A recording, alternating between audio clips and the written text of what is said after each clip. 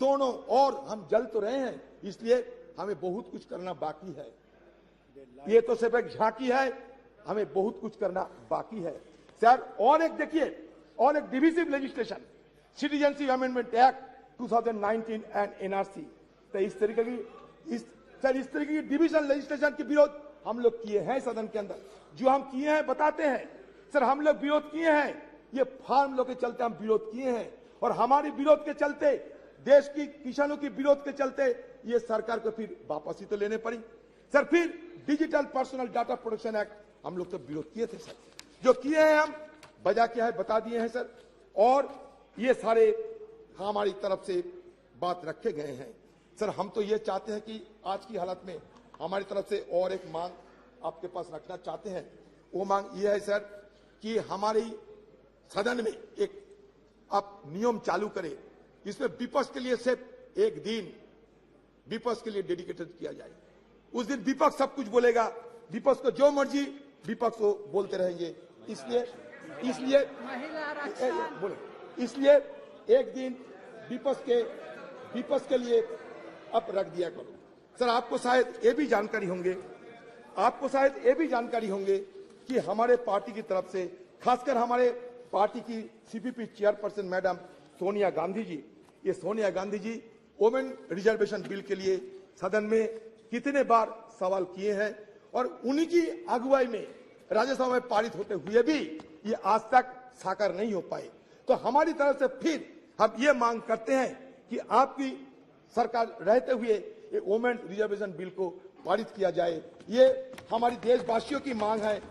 मुझे लगता है कि आप हमारी बात को जरूर गौर से सोचेंगे सर। बस हो गए सर। मैं ये कहना चाहते हैं सब देश के हम ये कहना चाहते हैं सर, ये हमारे अभी भी बहुत सारे चैलेंजेस है, हमारे लिए बहुत सारे अवसर भी है। तो चैलेंजेस एंड अपॉर्चुनिटी के बीच मैं ये कहना चाहते हैं कि आज देखिए एक माहौल पैदा होते जा रहे हैं कि मेजोरिटी रहने से सब कुछ कर सकते हैं sir. There are fears of an ambition to establish a one party dictatorship. ये देश में एक माहौल पैदा हो रहे हैं। This has led to the sidelining of the opposition's role in parliament, destabilisation of opposition led government through tactics like the purchase of members of legislative assembly and the selective use of central agencies such as Enforcement Directorate, CBI, Income Tax Department against opposition leaders and ministers. Furthermore, the devaluation of Parliament and the erosion of parliamentary procedure have become particularly pronounced during the second term of this dispensation. In 2021, the Parliament convened for fewer than 50 days with minimal discussion on legislation and inadequate scrutiny of legislative bills. The decline in the referral of bills to standing committee is also notable, dropping from 60 to 70% during the previous government to only 22%. आपके लिए अच्छा होगा, ये हमारे deputy leader है, पूछिए ना sir. हो गया the first term of this government, a mere 13% in the second term. Additionally, the opposition has been denied the right to raise issues and press for vote during the legislative process, further undermining parliamentary norms. Sir, same is the status of Rajya Sabha. I don't know whether it will be allowed or not. Sir, India's transition, sir, मान के चलिए, India's transition from one-party dominant system to multi-party system, and more recently to a nascent one-party system under this regime has fundamentally altered the dynamics of engagement with Parliament. One positive aspect of parliamentary story is its representativeness. Initially in 1952, Parliament consisted mainly of lawyers associated with the freedom movement and pre-independence legislative bodies. But now, scheduled caste, scheduled tribe, OBC, all have been included in the legislative mechanism. It's a very positive idea. Sir, मैं जानता हूं sir आपको थोड़ा जल्दबाजी है, मैंने आपने पहले बोल दिया था सर। मैं ये कहना चाहते हैं कि देखिए सर, ये हमारे देश, इसमें तरह तरह की बात तो किए जाते हैं, लेकिन सच तो ये है कि इंक्लूसिवनेस की बात होते हुए भी इंक्लूसिव नहीं है हमारे पार्लियामेंट। आप खुद देख लीजिए, नंबर देख लीजिए, माइनॉरिटी कम्युनिटी के लोगों को संख्या देख लीजिए और खुद तय कर लीजिए। मैं कुछ नहीं कहूंगा, आज कटुता हम नहीं चाहते सर। बात यह है कि सर ये हिंदुइज्म की अगर बात करें, हिंदुइज्म क्या होते हैं? हिंदुइज्म में 4 वेद है, मिलियंस ऑफ गॉड्स है, 18 उपनिषद है, 18 उपनिषद है sir, 6 classical school of philosophy है सर, दो एपिक है। अच्छा ठीक है, अच्छा ठीक है, अच्छा मान लिया आप अच्छा ठीक है, तो है तो that means what does it suggest? It suggests that plurality is the essence of our civilization. We may be a young nation, but certainly we can proud of old civilization. Sir, हमारे civilization क्या कहते हैं? Plurality की बात करते हैं। India as a nation or as a civilization is an unending celebration of pluralism. Sir, pluralism accommodates differences, and differences in turn embody, enact dissent. Sir ये हम कहना चाहते हैं, जब ये कहते हैं कि वसुधैव कुटुंबकम का मतलब क्या है? यही तो मतलब है, सबको चिंता को, सबकी भावना को शामिल करना चाहिए। सर हमारे सरकार कहिए, हमारे संस्कृति कहिए, ये संस्कृति में ये भी दोहरा गया है, अहंकारम बलम दर्पम क्रोधम। सर अहंकारम बलम दर्पम ये वर्जित किए हैं हमारे हिंदू धर्म। सर इसलिए मैं कहना चाहते हैं, अहंकार को छोड़ना चाहिए हम सबको। हो सकता है आपका बहुत सारी क्षमता हो सकता है, आपको कभी हमको, लेकिन इसको वर्जन करना चाहिए। अहंकारम बलम दर्पम कामम क्रोधम समस्थिता मम आत्मा सर्वदेहेषु प्रदो विष्णु अभ्यसुआ का मतलब क्या है? मतलब ये होते हैं कि ऊपर वाले को गुस्सा की आप आमंत्रण ना करें तो बेहतर है। सर इसलिए आज जब सदन के अंतिम दिन है, मैं उस बुजुर्गों को स्मरण करते हैं जो हमारे बीच अभी नहीं है। हाँ sir,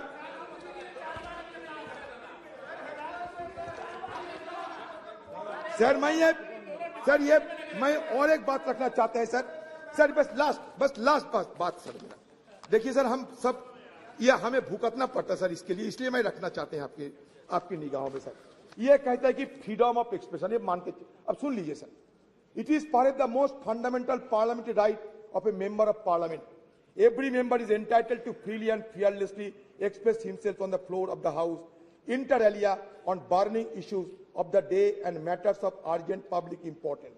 If a member fails to do so under one of the available procedural devices, he often takes recourse to what has come to be known as zero hour. While unparliamentary or objectionable expression may be expunged from the proceedings of the two houses of parliament by the respective presiding officer under the existing rules, shutting off or blinding the proceedings of any house under the presiding officer's direction, that nothing of what is said without his permission would go on record may be questionable desirability, in as much as in that case the reports of the proceedings cannot really be regarded anymore as a faithful record of all that happened. This applies equally well to the expurgated and edited version of the selected proceedings that may be telecast. In any case, when the question hour or any other part of the proceeding is telecast live, how can the presiding officer expansion orders operate?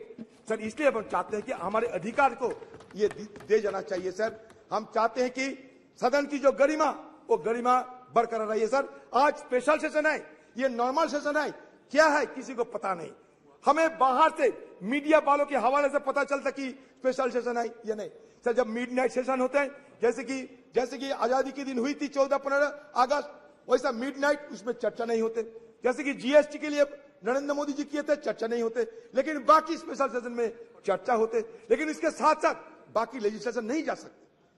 लेकिन यहाँ 8, 9, सारे मुद्दे को आप शामिल किए हैं। पता नहीं इस तरीके की कैसे आप सदन को गरिमा को बरकरार रखेंगे।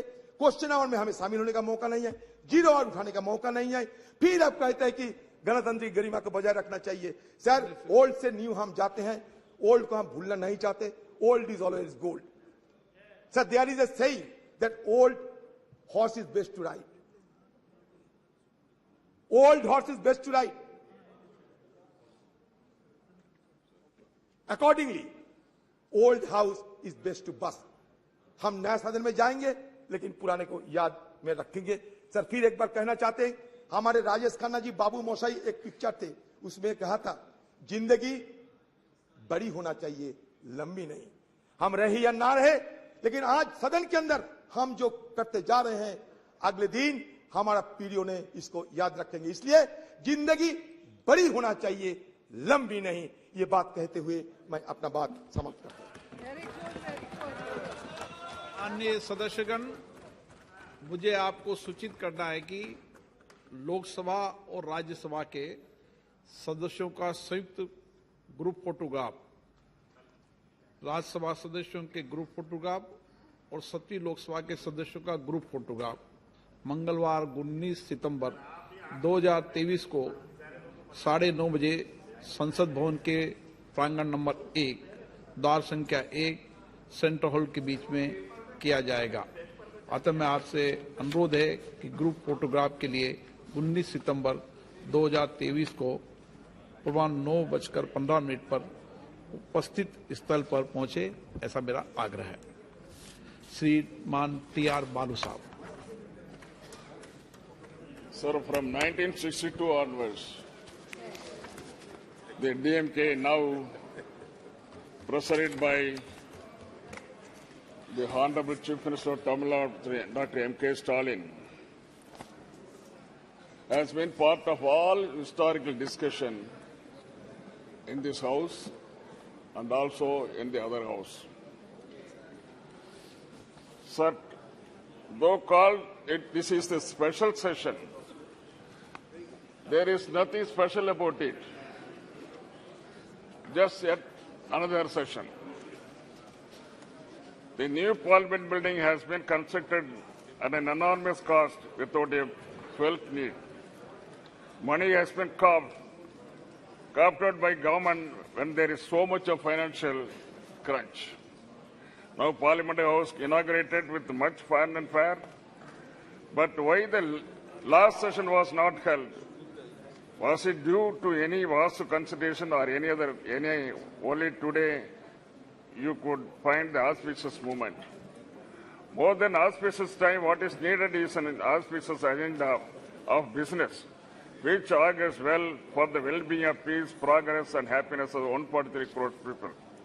This session in new premises seems not to be a social session but an emergency session, or to carry out certain urgent mission of the ruling party to fulfill certain ulterior objects only in violation of democratic norms. This sitting will take stock of India's journey as an independent nation. We got independence in 1947. The 75th year of celebration fell last year in 2022. We have already stepped into 76th year. If at all any special event has to take place of the long journey, it should have been done last year itself. Okay, even accepting the while that we are commending our 75th year Parliament, such a special sitting should have been done in the historic Parliament, house where the country's destiny was decided further nurtured and renewed in 1947. India, our country, our dear nation, the largest and vibrant democracy in the world, is today because of the invaluable contributions of firstly of the people of the country. Then comes to the political parties and the leaders who steered government for the majority of the time. That is, for the past 60 years, government of India was run by parties other than the present party. The strong base of the modern India, the developed India, was laid by 6 decades of planned work done by several leaders, starting from Jawaharlal Nehru, the light of Asia, contributions of Prime Ministers Lal Bahadur Shastri, Indira Gandhi ji, Morarji Desai ji, Chaudhary Charan Singh ji, young Prime Minister leader Rajiv Gandhi ji and Narasimha Rao are great indeed. Tower of strength of the backward class masses who constitute more than 60%. VP Singh ensured social justice to them, which was denied to those marginalized fourth-level people, so-called Sutras. His contribution is immense and invaluable. It will stand out and shine in our modern history of progress. His government was pulled down with vengeance by forces inimical to empowerment of weaker section. Leaders and their parties who led the country with a lot of sagacity and foresightedness. Whenever there was political instability, when single-party majority evaded mainstream parties, it was like saving and protecting standard person. It happened in 1989, 96, 98, 99, 2004 and 2014. The leaders who came to the rescue of the nation at critical times were Deva Gowda, I.K. Gujaral, Atal Bihari Vajpayee and Dr. Manmohan Singh. The political leaders who played a great role then were DMK leader Dr. Kalanga Karunanidhi, NTR, George Fernandez, Communist Party like Indrajit Gupta, Somnath Chatterjee, Sujit Singh. When we look back at 75 years, the contribution of these tall leaders is great and needs special mention. The contribution of opposition parties, mostly of the regional parties like DMK, in national politics and governance, have a special place. This constructive opposition criticism and suggestions have helped the government from time to time take corrective measures because they have represented the regional interest and linguistically minority population groups. DMK in parliament since 1962. Our founder leader Anna, who was in high esteem by his contemporary leader Nehruji, Vajpayee and others, spoke for the political rights of states, protection and development of various classical languages like Tamil, though he advocated a separate Dravida Nadu in 1962. When the Chinese force was on us, he felt that territorial integrity of India was paramount importance. Though Anna gave up the Dravida Nadu, he claimed loud the reason for a separate nation still existed. That way, it was sagacious advice of central government. After all, India is a union of states. That is the constitutional position. 560 princely states and kingdoms, including large countries like Kashmir, Hyderabad, small kingdom like Pudukkottai and Tamil Nadu, joined later with independent India. Sikkim was the last to join in Indian part. In the last 75 years, promises given to its members, state and just aspiration of the people of the states, with various cultures and traditions have been broken by Union of India. The latest example is repeal of Article 370 and snatching away the special status of Jammu and Kashmir, like rubbing salt on the serious wound that large states have now been broken into two union territories, whereby the emotions and rights of the people of Kashmir have been trampled upon.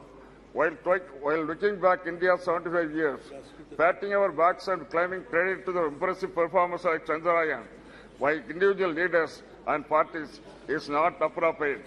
The success we have seen so far is success of 140 crores of people of this country. Without their support, strength, labor and commitment, nothing is possible. What we have really introspect is the failures we have faced in 75 years. These failures are the result of the broken promises as in Kashmir, Manipur, Tamil Nadu and other states. Union of India should go extra mile to get full confidence of the people of states and fulfill the regional aspirations in terms of secularism, equal rights for development, linguistic, political and democratic rights. While mentioning about the crucial role played by DMK party in ensuring stability and national government at the center, I have told you about the support extended to Indiraji government in 1969 and Vajpayee government in 1999.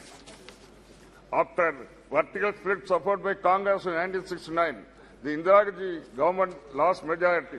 It becomes a minority government. This happened after leader Anna has passed away in 1969. Congress was not our friend then, but when mattered to our great leader Kalangar, who succeeded Anna as Chief Minister and President of DMK, was stability of the Union of India. Still, the scares of 1962 war with China was still paining us. Therefore, Kalangar decided with a clear vision to support Indira Ji with our 26 members in Loksabha. With our continued support, she was able to bring the revolutionary policy measures like abolition of privy purse, nationalization of banks, and the other poverty alleviation program. Anna, a good friend of Adalji, after a very long political struggle, he is able to lead BJP to power in Centre 1998. It was a feeble, ragtag coalition with a particular party. Poor Vajpayee, a gentleman leader, was carrying on with his government. As is said in Tamil, Nitya Gandam Purna Aisu, daily death, threat by alive still. This was the condition of Vajpayee government. The government was in ICU for 13 months. She was gifting life to Vajpayee government on a daily basis. What a pity. Ultimately, she pulled out and government fell at 13th month in March 1999. On the confidence motion in Lok Sabha, DMK supported Prime Minister Vajpayee, but he lost by 1 vote. In the subsequent election, we supported Vajpayee's candidature for the Prime Minister because, as I said, he was a gentleman politician, a statesman, and above that, he did not have animosity towards all minorities. He willingly agreed to common minimum program with alliance partners. He stuck to Raj Dharma. Not only that, Vajpayee has asked his other leaders in his party to stick to Raj Dharma. He was able to complete his full term as Prime Minister with the prestige and hope. Pokhran test and Kargil victory was possible because of stability of Vajpayee's government with the DMK support and our leader Dr. Kalangar's support was the main reason. The present ruling party should revisit the pages of India's recent history and refresh itself with these important movements and appreciate how DMK has played a respectable role in providing stable government at the center. In the building of the modern India, the role of former young Prime Minister Rajiv Gandhi has an exceptional place. In fact, he is the father of the so-called digital India. His competence and involvement of the people of village level resulted in Panchayat Raj Act and empowerment of rural people's representative. His sacrifice of his life in pursuit of public services unparalleled in Indian history, sir. With this, I thank you for having given this. Thank you. Thank you. Shri Sudeep Bandyopadhyay ji.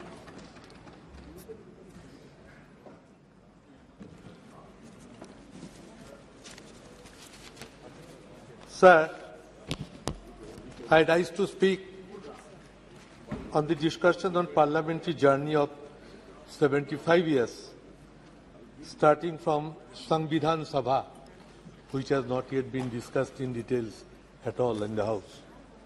Achievements, experience, memories and learnings. Sir, this is the last day of the current Parliament House. And this is possibly the last agenda we are going to discuss. So on the day of the nostalgia,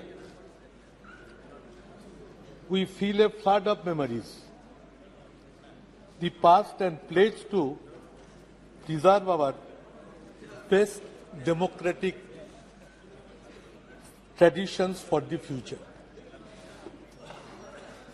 Sir, the journey began just after independence with the covering of the Samvidhan Sabha, or Constituent Assembly, the list of members who registered and presented their credentials on the discussion held on December 9, 1946, from Bengal had been a veritable roll of honor. Many speakers took part. I will just remember their role. It read as follows. 1. Dr. B.R. Ambedkar from Bengal. Mr. Sarat Chandra Bose. Mr. Kiran Shankar Roy. Mr. Frank Reginald Anthony. Mr. Satyaranjan Bakshi. Dr. Prafulla Chandra Ghosh. The list included another 25 members from Bengal who took part on this debate for the final publication of the Indian Constitution. Sir, the proceedings of the Constituent Assembly would have been very dull, Dr. Ambedkar said in his final speech in the Samvidhan Sabha. If all members had yielded to their party lines or party discipline in all its rigidity, then it could be a gathering of yes men only. But few persons raised their voice of their own, going out of the placed resolution, which there were rebels rising to the lent qualified support to Dr. Ambedkar's motion to pass the Constitution. One of these rebels was Hari Vishnu Kamath, suggested that we the people of India. And that was inducted in the Constitution with the proposal of Hari Vishnu Kamath, we the people of India, had come to the end of a long journey, which was, however, the beginning of a longer, a more arduous and a more hazardous one. True to the Indian genius, he noted, our struggle, our awakening began with a spiritual renaissance, which was pioneered by Ramakrishna Paramahansadev, Swami Vivekananda and Swami Dayananda. In the wake of those spiritual leaders came the political renaissance and the cultural renaissance, of which the torchbearers, the leaders, the guides were Lokmanya Tilak, Aurobindo and Mahatma Gandhi, and last but not the least, Netaji Subhash Chandra Bose. Today, we once again pay our tribute to those great leaders of our freedom struggle. Set the journey of a next 75 years. The covering of a 17th Loksabha in this historic house. Before moving from an old building to a new one, we need to understand the true meaning of the name of our country, India, that is Bharat. We are happy and comfortable with both the names. That we want to reiterate here also. Sir, while speaking inspiration from achievements and memories of the past, that is the main learning we must take for the future. We who currently in the opposition rededicate ourselves to defending democracy against authoritarianism and commit ourselves to building our new India on the strong foundations of secularism and federalism. One of our colleagues, Sugata Basu, now he is the head of the Harvard University, was MP in the 16th Lok Sabha, delivered a beautiful speech on this subject, which I remember very much. Sir, India has a parliamentary system of government. We are watching it since last 75 years. The Union of Parliament is the supreme legislative body of India. Our parliamentary democratic system stands upon the principles of communal harmony, secularism, and unity of the country. Ethos of our constitution vibrated as, after the constitution was passed, unity in diversity. This spirit is to be kept maintained. India is a country which almost believes on principles of Nana Bhasha, Nana Mot, Nana Poridhan, Bibidher Majhe Dekho, Milan Mohan. This is unity in diversity. This spirit was reflected from the first Prime Minister of India, Pandit Jawaharlal Nehru, and that should be reflected so long we remain in the country. We speak Ek Jati, Ek Pran Ekota, এই দেশ আমাদের বিধাতা. This country is godly to us. And this is one country, one feeling should percolate to the hearts of the every Indian. We believe the principles of unity amongst Hindu, Buddha, Sikh, Jaina, Parsi, Muslim, Christian. Somewhere we are finding this idea is not being implemented in all parts of the country. Indian Parliament, sir, is famous for his ornamental speeches, records of debate and discussions since last its inception. Spirit of brotherhood and feeling of respect always used to maintain between one party MPs to the other parties, from which we are now lacking. This system is vanished. Prime Minister was expressing no claps from the opposition. I was hearing. But the system has been collapsed, and this is not a good sign which we are going to face. Sir, Indian Parliament at different occasions and different era have proven that how much powerful can Indian Parliament become at the time of crisis of nation. Whole Parliament stands by India or Bharat. Earlier Prime Ministers, sir, of all times responded to the questions raised by the members. But somehow we are not finding this since last 10 years. Why it is happening? I am here, sir, last 12th Loksabha. I have interacted with so many Prime Ministers in question hours. But this time I am not finding it. I hope this will be reflected at the new house. Continuous process of discussion in connection with international and very important national issues were part of regular parliamentary practices. Nowadays, it is totally invisible, sir. Indian Parliament have shown their unity amongst themselves when China or Pakistan invaded India. Atal Bihari Vajpayee ji praised Indira Gandhi by pronouncing her as Ma Durga. At the time of war in Bangladesh, we still remember it. There are exemplary precedents like this in the history of Indian Parliament. Opposition praising treasury benches opposition, these were reflected in the House on many occasions, on several times, but which is now being totally invisible.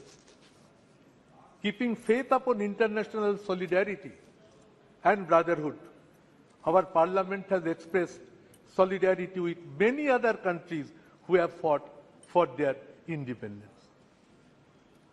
Sir, I was first elected in 12th Lok Sabha as Trinamool Congress candidate. That time, our party leader Mamata Banerjee, it was the first time a new political party entered into the Parliament. And that time, she raised her voice in Parliament for 1/3 reservation of in Lok Sabha and Assembly. The incident we still remember.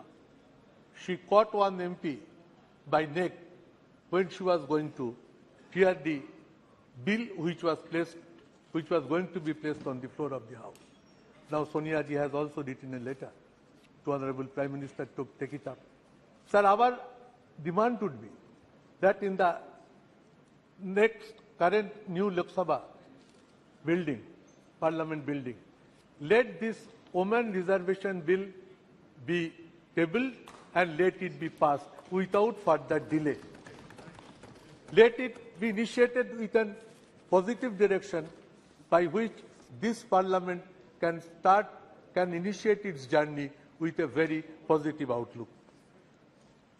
Sir, fall of government by one vote, we have witnessed it, sitting on the floor of the House. And we have seen the power of the Parliament.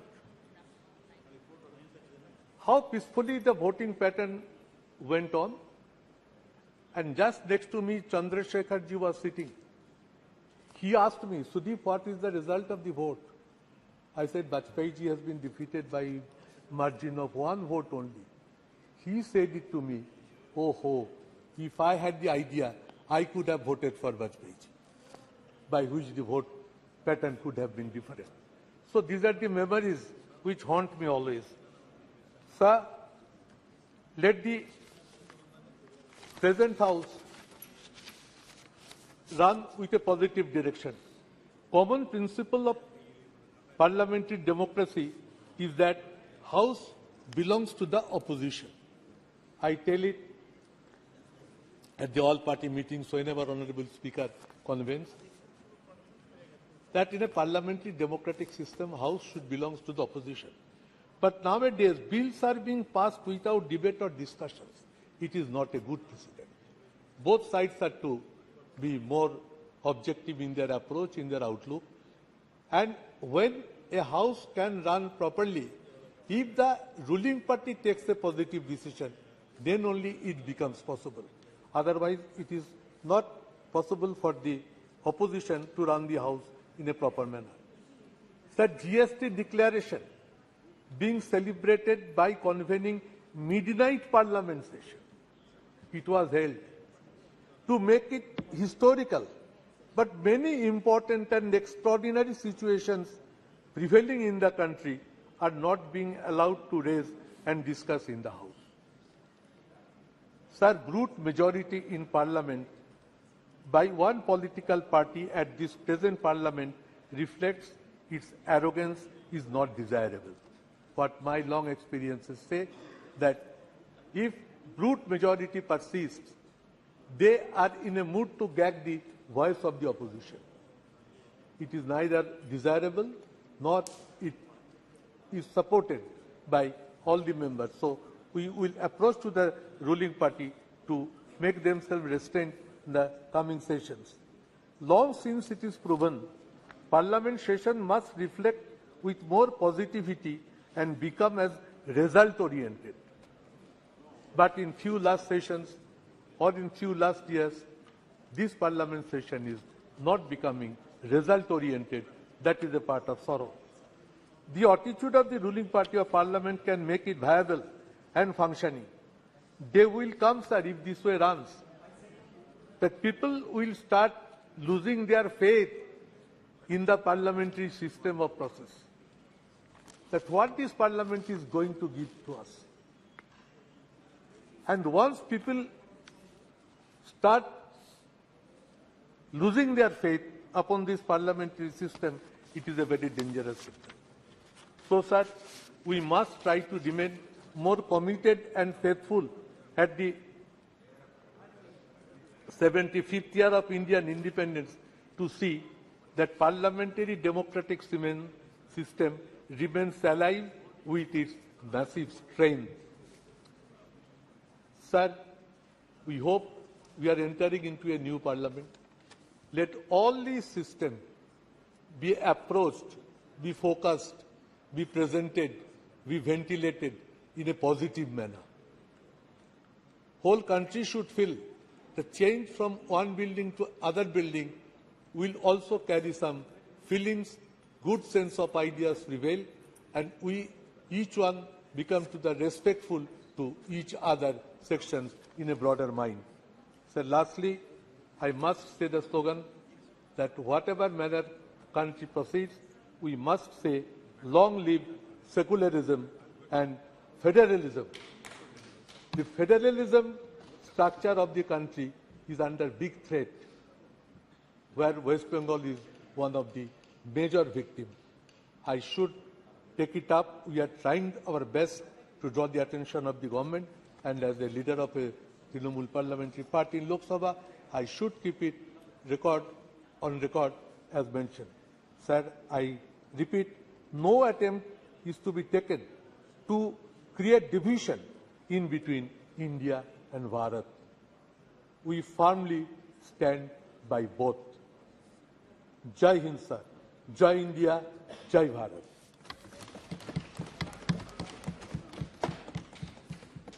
Shri M. Srinivas Reddy ji, please. Sir, thank you very much, sir. Speaker, Please, sir. please. Madam ji, just 1 minute, ma'am. I wanted to tell about, my 12th Lok Sabha under your leadership. I was a Congress member also. 2 minutes, ma'am. Then I will talk. Sir, thank you very much, Chairperson, sir. She will listen you, definitely. Yeah. Because she was my leader. Yeah. Please. Sir, I compliment our Honorable Prime Minister for, conducting G20 summit successfully, and internationally, the country's name also, in the worldwide totally, India is known everywhere also now, sir. So really, he has put a lot of, effort and hard work for this. My complimentaries again to him, sir. And one more thing, sir, my Chief Minister of Andhra Pradesh, Y.S. Jagannath Reddy, wishes to all the honorable members of this parliament on the occasion of 75 years Samvidhan Sabha, sir. He was also 2 terms, a member also of this house. So my experiences, I wanted to share. As my colleague, with the Sudeep ji, has mentioned about it. My 12th Loksabha I entered also, madam. That time, Madam Sonia ji was the president of the Congress party, and on Congress party ticket, I won, and I come to the parliament also, that is in 12th Lok Sabha, sir.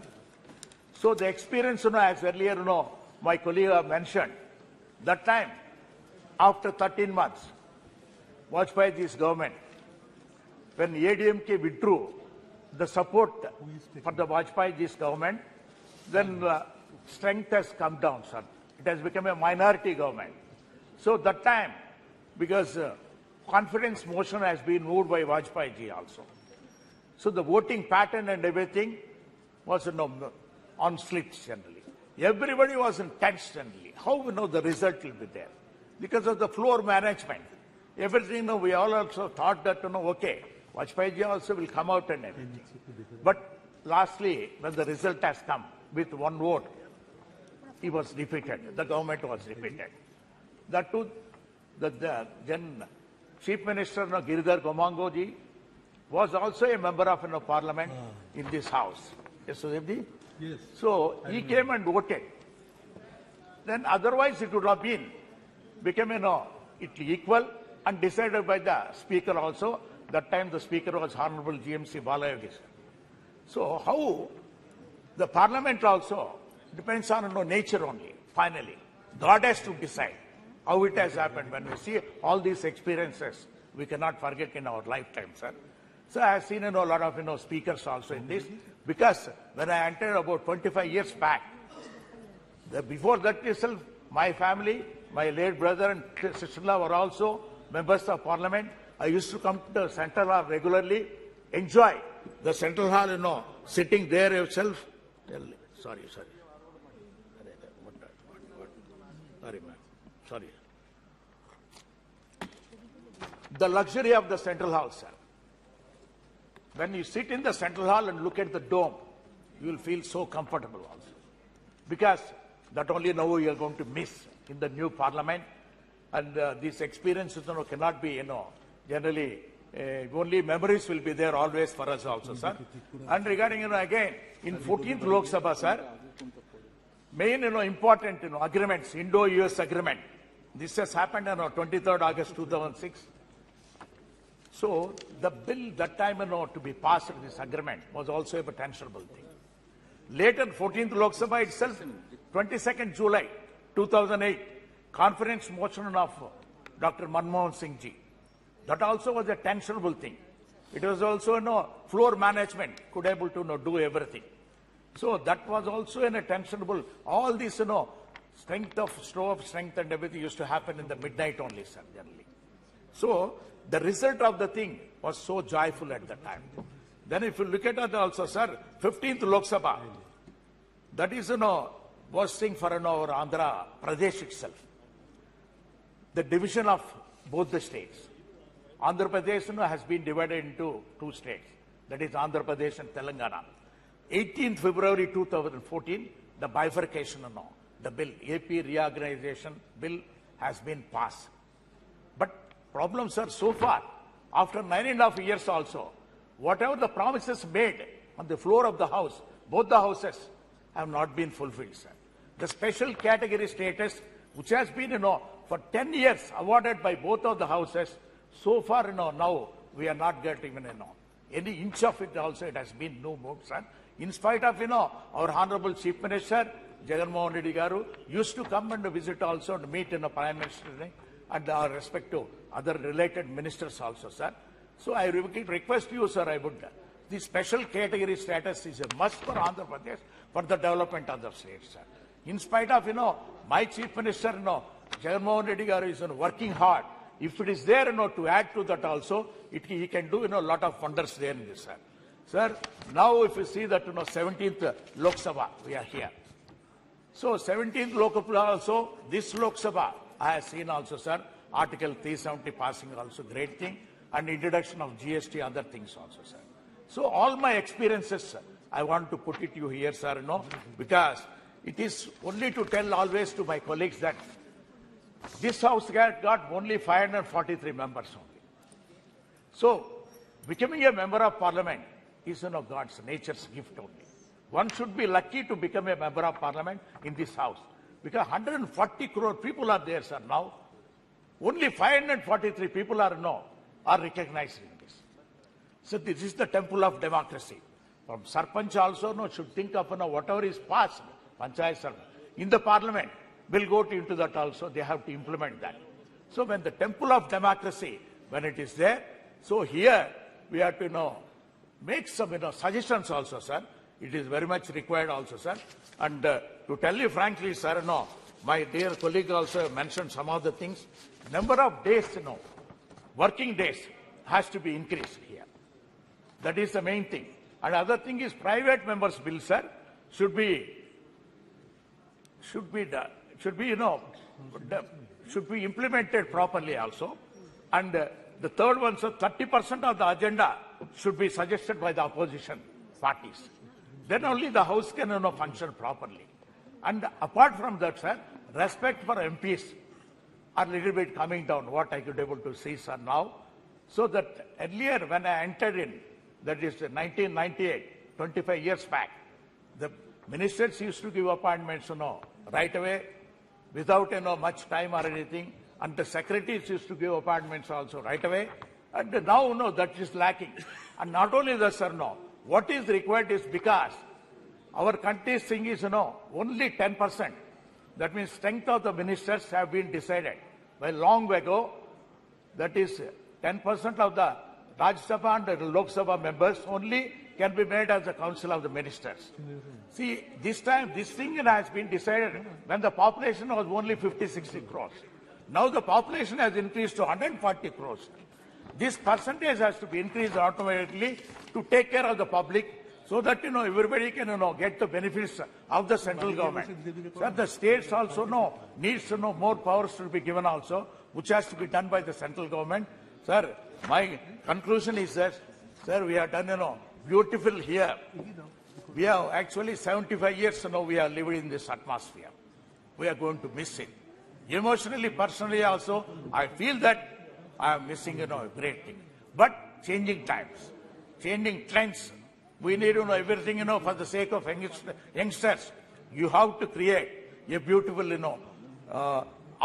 modern, all digitalized parliament. So that's why our Honorable Prime Minister also has taken the task. I must compliment him also for creating a new parliament, sir. Thank you very much for giving a lot of time. Thank you. Honorable Member Shri Giridhar Yadav ji. Giridhar, yeah.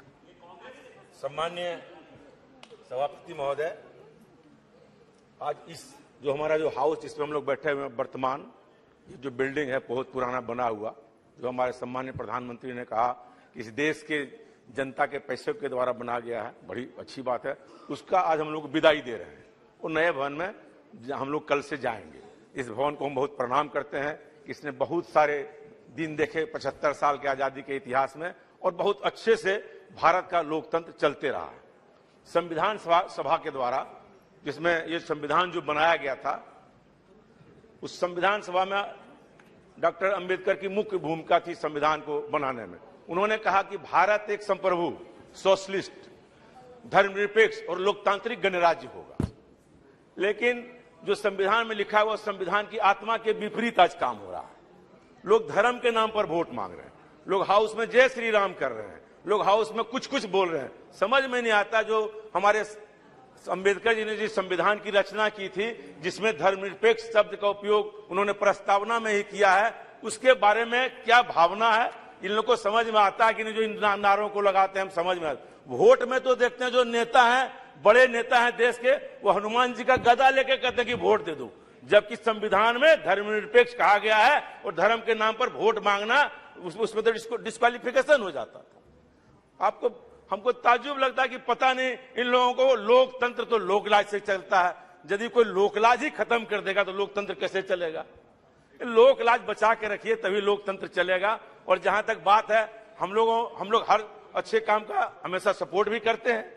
जो अच्छा काम है अच्छी बात है। हमारे सम्मानीय प्रधानमंत्री जी ने कहा कि मैं इस सदस्य का सदस्य एमपी बना। वो कभी इस सदस्य के एमपी नहीं बने, वो सीधे प्रधानमंत्री बन गए। एमपी का शपथ उन्होंने बाद में लिया, प्रधानमंत्री का पद पहले लिया। सुने बस विदाई पर भी बोल रहे हैं, लेकिन उनको एमपी का दर्द समझ में नहीं आता। बोले कि हम सब बंद कर दिए, एक दिन तनख्वाह एमपी का नहीं बढ़ा। क्या एमपी लोग जो गरीब हैं, जैसे हम लोग हैं, हम लोग तो वो तो आज मेट्रो में चढ़ते, हम तो रोज मेट्रो में चढ़ के प्लेन पकड़ने जाते हैं। पैसा ही नहीं है, गाड़ी का कहां से जाएंगे? इसलिए जो हमारे एमपी हैं, जो गरीब एमपी हैं, उनका भी ध्यान रखिए। अब निशिकांत दुबे जी के हम बड़े आदमी तो है नहीं, जो हम तो साधारण जानते हैं मेरे बारे में, जानते हैं चौबे जी मेरे बारे में कि कैसे हम गरीबी में चलते हैं। इसलिए हम चाहते हैं ये जो संविधान सभा के द्वारा जो आत्मा किया गया, और बहुत सारे लोग, देश की आजादी में कोई रोल नहीं है, देश के संविधान बनाने में कोई नहीं है। एक है कोई पेपर में पढ़े, कोई विवेक देवराय जी हैं, वो कह रहे हैं संविधान बदल देंगे। ये बताइए संविधान कैसे बदल देंगे? इसलिए इसको हम चाहते हैं कि जो संविधान के साथ छेड़छाड़ किया जा रहा है, ये सब काम नहीं होना चाहिए, तभी लोकतंत्र बचेगा। और देश की जनता ने बड़े बड़े सत्तारूढ़ दल को चने चबवा दिए हैं। ये देश की जो जनता है, ये जागरूक जो भारतवर्ष की जनता है, जितने को भी अहंकार जब सत्ता में हुआ है, उसको चना चिबवाने का काम इस देश की जागरूक जनता ने किया और सत्ता से उखाड़ फेंकने का काम किया। ये हमारा लोकतंत्र है। ये लोकतंत्र कोई एक दिन का नहीं है, वैशाली के जमाने से इस देश में लोकतंत्र चला आ रहा, आज से लोकतंत्र है हमारा। ये तो ट्यूटर पार्लियामेंट जो कहते हैं, वो ट्यूटर पार्लियामेंट जो अंग्रेज लोग बोलते हैं, पहले मेरे यहाँ ट्यूटर पार्लियामेंट था, ब्रिटेन में पहले लोकतंत्र, उसके पहले मेरे यहाँ लोकतंत्र था।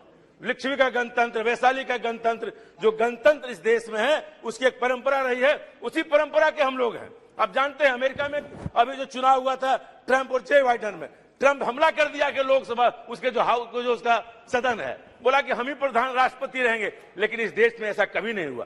जब सत्ता परिवर्तन की बात आई हो, इस देश की जनता ने, इस देश के नेता ने, चाहे वो किसी दल के राजनीतिक नेता हो, किसी दल के प्रधानमंत्री हो, स्वेच्छा से जाके राष्ट्रपति के यहाँ इस्तीफा देने का काम किया। हम तो 3 बार लोकसभा में रहे। 11वीं लोकसभा में मुझे 3 प्रधानमंत्री को देखने का मौका मिला है। वाजपेयी जी 13 दिन के प्रधानमंत्री थे, तुरंत जाके इस्तीफा दिया। देवगौड़ा जी बने, उन्होंने इस्तीफा दिया। गुजराल जी बने, उन्होंने इस्तीफा दिया। ये तो हमारा स्वस्थ लोकतंत्र है कि जो बहुमत यहाँ होगा उसके बाद सीधे हम राष्ट्रपति के यहाँ जाते हैं और इस्तीफा देते हैं। ये किसी के द्वारा नहीं, हजारों साल की परिपाटी इस देश की जो है उसके द्वारा हमारा लोकतंत्र चल रहा है। और आप एक से एक दिन भी देखा है इस हाउस में, बड़े बड़े लड़ाइयां इस हाउस में भी देखा, लेकिन सब मिलके हम जानते हैं जब हम लोग आपस में किसी बात पर बहस करने लगते हैं, तो जो हमारे सीनियर मेंबर ऑफ पार्लियामेंट होते हैं वो तुरंत हम लोगों को जाके उस बात को कहते हैं कि नहीं आप लोग शांति रहे। हम लोगों ने इस हाउस में जब वाजपेयी जी को देखे, जब 96 में हम लोग थे, जब वाजपेयी जी बोलने के लिए खड़े होते थे, विपक्ष से लोग बोलते थे, सत्ता पक्ष से सारे लोग हम लोग सुनते रहते थे कि वो क्या बोल रहे हैं। लेकिन आज क्या परिपाटी है, जब हम लोग बोलते हैं विपक्ष का लोग, एक भी सत्ता पक्ष एमपी नहीं रहता। ये नहीं है, नहीं, ये कोई उपस्थिति है, ये कोई उपस्थिति है, क्या कहते हैं निशिकांत जी, ये कोई उपस्थिति तो है नहीं। और हम लोग सब लोग रहते थे। ये स्वस्थ लोकतंत्र का इस देश में हनन हो रहा है। वो ये सत्तारूढ़ पार्टी के, आपकी जिम्मेवारी है, अरे आपकी जिम्मेवारी है, लोकसभा चलाना सत्ता पक्ष की जिम्मेवारी है, कोरम पूरा करना सत्ता पक्ष की जिम्मेवारी है, विपक्ष की सूची लागू नहीं है। इसीलिए आप जो कह रहे हैं ये सच बात को स्वीकार करिए, आप ऐसा नहीं करिए। आप हम कोई ऐसा बात नहीं, ये आपकी जिम्मेवारी है, लेकिन आप तो सुनेंगे नहीं किसी का बात, आप बोलेंगे सब लोग चले जाएंगे। इसलिए स्वस्थ लोकतंत्र का हनन हो रहा है, इस पर भी हमारे सम्माननीय अध्यक्ष महोदय को विचार करना चाहिए। जब तक हम लोग इस पर विचार नहीं करेंगे तब तक कैसे चलेगा हम लोगों का काम। और हम लोग जिन बातों को आप देख लीजिए, अब हमारे संविधान को बनाया कितने 2 साल कुछ महीना बताए सम्मानित प्रधानमंत्री महोदय, और आज कोई विवेक देवोराय या ओबेराय क्या है पता नहीं, नाम नहीं जानते हैं उतना, पेपर में पढ़े वो कहते हैं संविधान बदल देंगे। ऐसे कैसे होगा, बाहर का आदमी बोल रहा कि संविधान बदल देंगे। अब हम लोगों को कल अपियर होना है कहां पे, फोटो सेशन, हम लोग पेपर में पहले ही पढ़ लेते हैं, बाद में सूचना हम लोग को जाती है कि कल हम लोग का ग्रुप फोटो सेशन होना। हम नोटिस ऑफिस में जाके पूछे भाई क्या बोला, और सवेरे पेपर में देखे कि पहले ही छप गया। पहले हम लोग को सूचना मिले, लोकतंत्र में हम लोग जब से थे पहले एमपी को सूचना जाती थी तब मीडिया में जाती थी, अब हम ही लोगों पे सूचना बाद में जाती है, मीडिया में पहले चली जाती है। अब बहुत सारी बात है, आप सब जानते हैं कि जो लोकतंत्र जो बना है, अंबेडकर से लेके, नेहरू से लेके, लोहिया से लेके जितने लोगों ने हमारे लोगों ने किया है, सब हम लोग जानते हैं कि कितने अच्छे तरीके से इस हाउस ने आरक्षण का बिल भी पास किया है। बीपी सिंह के नेतृत्व में जब आरक्षण का बिल लाया गया था मंडल कमीशन को, कितना दुराव था, लेकिन सब लोगों ने मान लिया बाद में। फिर हमारे रामकृपाल जी बैठे हैं, अर्जुन सिंह जी ने शिक्षा का बिल लाया आरक्षण का, लेकिन आरक्षण का जो था वो धीरे धीरे निजीकरण कर रहे हैं। जो सोशलिस्ट वर्ड लिखा हुआ है इस सब प्रस्तावना में वो तो खत्म हो रहा है। अब सारा चीज पूंजीपतियों को बेच दे रहे हैं, आप सारे होटल बेच रहे हैं, एयरपोर्ट बेच रहे हैं, रेलवे स्टेशन बेच रहे हैं, तो प्रस्तावना ही खत्म हो जा रहा है। कुछ दिन संप्रभुता का जो वर्ड है ये बचेगा कि ना बचे, इस पर भी हमको ध्यान देना पड़ेगा। सोशलिस्ट तो खत्म हो चुका, सेकुलर खत्म हो चुका, डेमोक्रेटिक अब चुनी हुई सरकार को गिराने का काम करते हैं। एक संप्रभु शब्द अभी तक बचा हुआ है, उसको भी बचाने के लिए मेहनत करना, बाकी तो खत्म हो ही चुका है। आप सब चीज को खत्म कर ही रहे हैं, उसमें कोई बहुमत आप करेंगे ही। बहुमत में लोगों को सत्ता पक्ष और विपक्ष जो बना हुआ है सबको मिलकर काम करने की आवश्यकता। एक एमपी का कोई सलाह नहीं लिया जाता। बात हम लोग की जो स्थिति है, एक पैसेंजर ट्रेन का स्टॉपेज, माननीय सभापति महोदय हम कहना चाहते हैं, एक पैसेंजर ट्रेन हमारे कहने से नहीं रुकती है। ये तो हमारी हाल है एमपीओ की। रिजर्वेशन हम डालते हैं कि कंफर्म होगा कि नहीं होगा, इसका गारंटी नहीं है। जो चिट्ठियां मंत्रियों जी को लिखते हैं उसका जवाब तक नहीं आता, जो मंत्री चिट्ठी का जवाब ही नहीं देता। इसलिए हम लोग एमपी का भी मान प्रतिष्ठा इस शासनकाल में गिरा है, इस पर भी विचार करने की आवश्यकता। तनख्वाह तो मिल ही नहीं रहा, हम लोग बहुत परेशान हैं, इसीलिए इन चीजों पर भी ध्यान देने की आवश्यकता है। इसलिए हम चाहते हैं जो हम नए भवन में जाएं, नए उत्साह के साथ जाएं, नई सोच और नई विचार के साथ जाएं, और लोकतंत्र को में जो संप्रभुता है इसको बचाने के लिए हम सारे लोग काम करें। सेक्युलरिज्म को बचावें, सोशलिस्ट को बचावें, और डेमोक्रेटिक गणतांत्रिक राज्य बनाने के लिए हम काम करें, सब मिलकर, सारे एमपी मिलकर। इन्हीं बातों के साथ मैं अपनी बात को समाप्त करता हूं। जय Hind. Thank you. Honourable member Shri फतरगिरी मेहताब जी। मेहताब जी।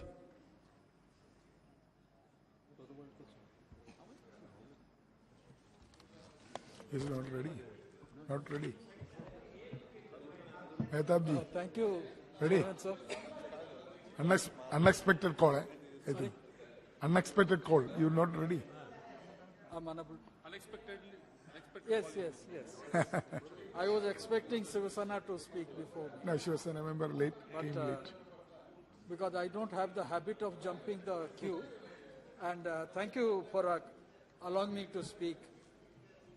It is definitely a nostalgic moment. Nostalgic in the sense that when you leave one house and go to a new one, you have all the expectations of the new house, and you have all the expectations how it would be. And as we have seen the other day when it was inaugurated, the technological advancement that has been put forth before all our seats is lacking here. Here it is very difficult, you also know yourself, that we have to squeeze our legs to sit in these benches. But the best part is, we don't relax while sitting in the Loksabha, in this house. We always sit little bit Congestion. in action mode, yes, on the edge. And always the people also put us on the edge so that we always strive to get elected again and again. I remember the day I first got elected to this house in 1998.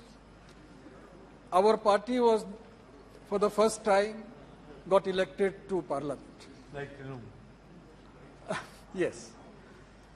And that during that period, there were a lot of anxiety, how long the government will last, because it was a conglomeration of 26 political parties led by Atalji.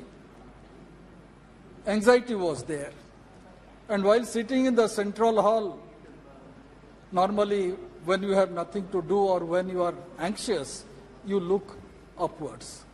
And all of us, we were sitting in the bench where I still sit, in that last bench of Central Hall. And some of my friends always allow me to sit in that bench. We looked up. And in the inverted dome, we saw number of hexadomes. That time, one of my friends, my colleague, had said, my intention is to be a member of this house at least for 2 terms. Then I asked him, 2 terms means 10 years. अगर 10 साल हो गया तो काफी है यहाँ member होने में. फिर हम अपने प्रोफेशन में निकल जाएंगे. That time I had, yes. And that time I suggested, very foolishly of course, that let us count the hexagons which are up there. Let us count it. And the day we get the correct answer, I'm yet to count it.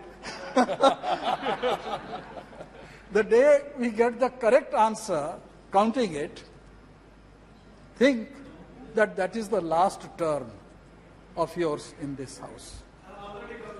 And Mr. Shiv Kumar Udasi has already counted it.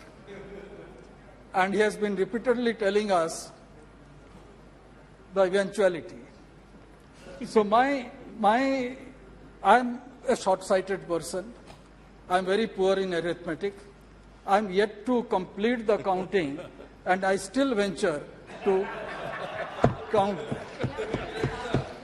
Yes. Sir, we are celebrating Amrit Kal of Bharat, independent India. We are in the 75th year of our independence. I bow my head in reverence to those freedom fighters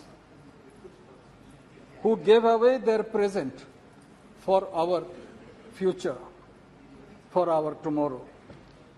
Let us not forget that it is because of their sacrifice, their titikya, tapasya, tyag, we gained freedom. And in Swadhin Bharat, our forefathers framed the Constitution not by diktat of a few, but democratically after full-fledged discussion, deliberation, and debate. It is the Constitution that has guaranteed us to remain one as a nation. They deliberated for 2 years, 11 months, the Honorable Prime Minister mentioned that time period. Many kingdoms ruled different parts of the present-day India in different eras. At no point of history, the borders of the present were borders of the past. This political map came into existence 75 years ago.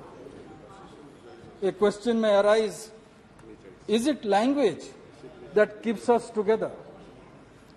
Andhra Pradesh, sharing the same classical language, Telugu, split into 2 states, Madhya Pradesh, Bihar, Uttar Pradesh, being Hindi-speaking states, also split in not recent past. If language cannot unite even states and provinces, how can it be the basis of a nation? Are we united because of culture? Culturally, Bengalis and Bangladeshis share similar linguistic culture, icons, food, dress, but they have different majority religions and have fought bitter battles a few decades ago. Is it Hinduism that defines the unity of India? Then why is Nepal a different country? Had religion been the defining force of a nation, then all Muslim countries be one nation. All Christians countries also be in one nation, but that is also not the case. As we see, none of the factors like language, religion, or culture guarantee to remain one as a nation. The political landmass that we call Bharat or India as is because of our constitution. Article 1 defines our nation today. And that was framed in this edifice 75 years ago. We all believe in the Constitution. It is our respect towards our national flag, national anthem, and national emblem that holds us to our nation. It is our trust in electoral democracy, despite its flaws. We all believe that all are equal before the law, irrespective of gender, race, religion, caste, language, or culture, and this keeps us together. This present model has so far proved better in keeping us together. If we forget this, it will splinter into many parts, like how it was for most part of our history. Our republic is commemorating the 150th birth year of Sri Aurobindo, 90th death anniversary of Bipin Chandra Pal, and the 103rd birth anniversary of Bal Gangadhar Tilak. Long before, in 1905, these three intellectual giants laid the foundation of our freedom struggle with clarity on the power of Swaraj, nationalism, and Sanatan Dharma. It is the great resilience and tolerance of the Indian people that has contributed to the unity amidst fascinating diversity. It is the spirit of togetherness and tolerance and acceptance of other point of view that has bound us together, the people of Bharat, of diverse region and culture, while extreme individualism and separatism have marked the evolution of European nationalism. Admittedly, all was not well with the Indian civilization in its journey towards unity and integration of our nation. We should remember the painstaking effort that Sardar Patel had made in uniting this country. The princely states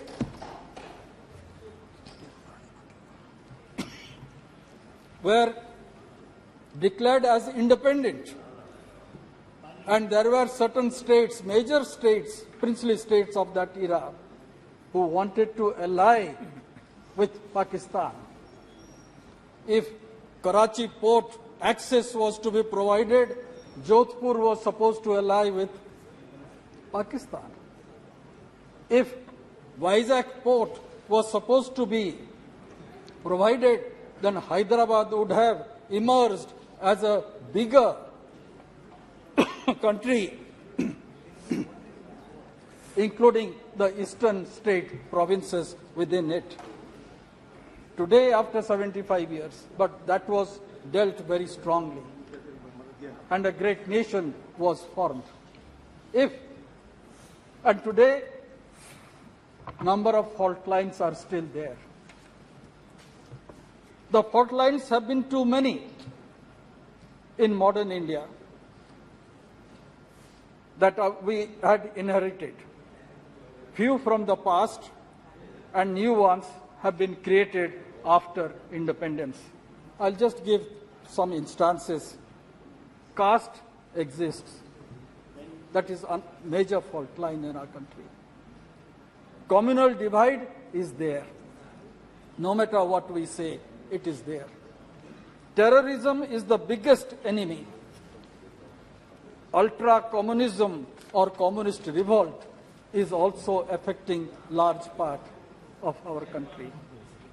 Paradox of personal law is glaring. Constitution guarantees freedom of expression, yet repressive personal laws take away basic fundamental rights of the individual. And this was demonstrated in the late 80s when Shah Banu got a verdict from the Supreme Court and it was undone here in this house. Yet the concept of Bharat has existed for more than 5,000 years. Since the Harappan age till date, in spite of all the vicissitudes, the sense of oneness exists. Sir, the Parliament has been the platform of many events that have shaped this nation in the last 75 years. The Constitution is the instrument in making this country vibrant, modern, and forward-looking. It ensures rule of law, for which independence of judiciary has been protected and guarded religiously. Our Constitution is dynamic. The first amendment moved by the first Prime Minister, Jawaharlal Nehru, in May 1951, just a year after Constitution being adopted in the Constituent Assembly, clearly demonstrates keeping in tune with the time. And here I would like to quote what Pandit Nehru had stated.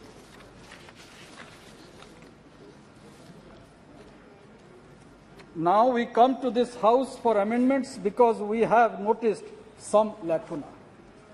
We have, of course, of various interpretations by the court. And he goes on explaining, this House knows very well that there are many kinds of constitution in the world. There is the constitution which is not written down, citing the United Kingdom's constitution. And also he has mentioned about the Constitution of United States. And there he says, we have a written constitution like the constitution of that great country, where the constitution to some extent limits the authority of the parliament or of the Congress. So bringing a semblance of both together, where rigidity will be little bit of flexible and one can move ahead. That's how the first amendment relating to Article 19, addition of 31A and 31B was incorporated so that the elected government can prepare specific programs for the development of the country. Sir, the basic structure is a moot point which I believe should be discussed when we are discussing about the 75 years of our independence. Supreme Court, I need, sir, a little bit of time.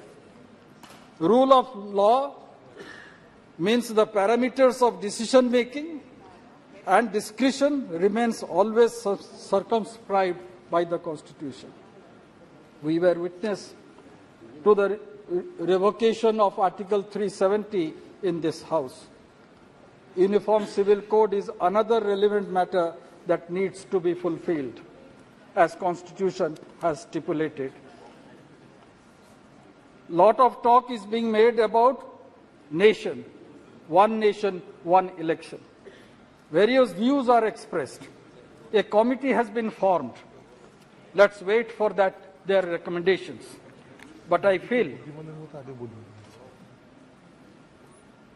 it's not something unachievable. I believe it is a necessity. We cannot have elections every year. And we should also remember what Gandhiji had said. He always said, India belongs to all who live in it.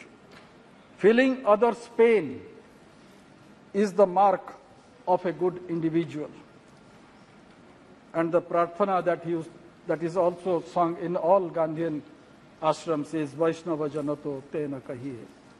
पीड़ा जो दूसरे के पीड़ा जानते हैं वही वैष्णव ही होते हैं. And that is the essence of our republic, the mantra of our constitution. Sir, during my 25 years in this house, I've screamed. Completed silver jubilee, the important matter. I have seen stringent law being implemented like POTA in a joint session, and the division of this House relating to Indo-US nuclear treaty. I witnessed Atalji's government fall by one vote when Naitikata was given a goodbye. I had the fortune to represent our parliament in the making of the Right to Information Act. That was in 2005. I felt elated the other day when I received a small note from the then Prime Minister after criticizing him forcefully in this House relating to the nuclear agreement, and I was totally taken aback. And that demonstrated the true democratic temper of the then Prime Minister, Dr. Sam. We also saw GST being implemented in a midnight hour. India celebrated 25 years of independence, and the freedom fighters were presented with a copper plaque by the then Prime Minister, Mrs. Indira Gandhi. On 50th year of independence, when Mr. Sangma was sitting in the chair, Parliament held special session which continued beyond midnight, as I don't know how long we'll be sitting here today, but that continued beyond midnight till 3 o'clock in the morning.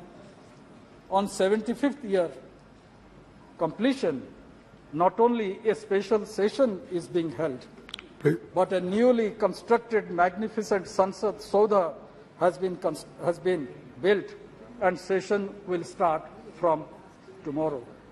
This Sansad Bhavan functioned since 1927. The Central Hall was the library and became the venue of the Constituent Assembly. The Supreme Court, when it came into existence, was functioning in the Rajya Sabha House. So these are certain instances which we remember, Yes. and which we also remember. I don't know what will happen once we move out to the new Saudha. How this will be utilized. Become a museum. Before concluding, sir, I will just mention one aspect.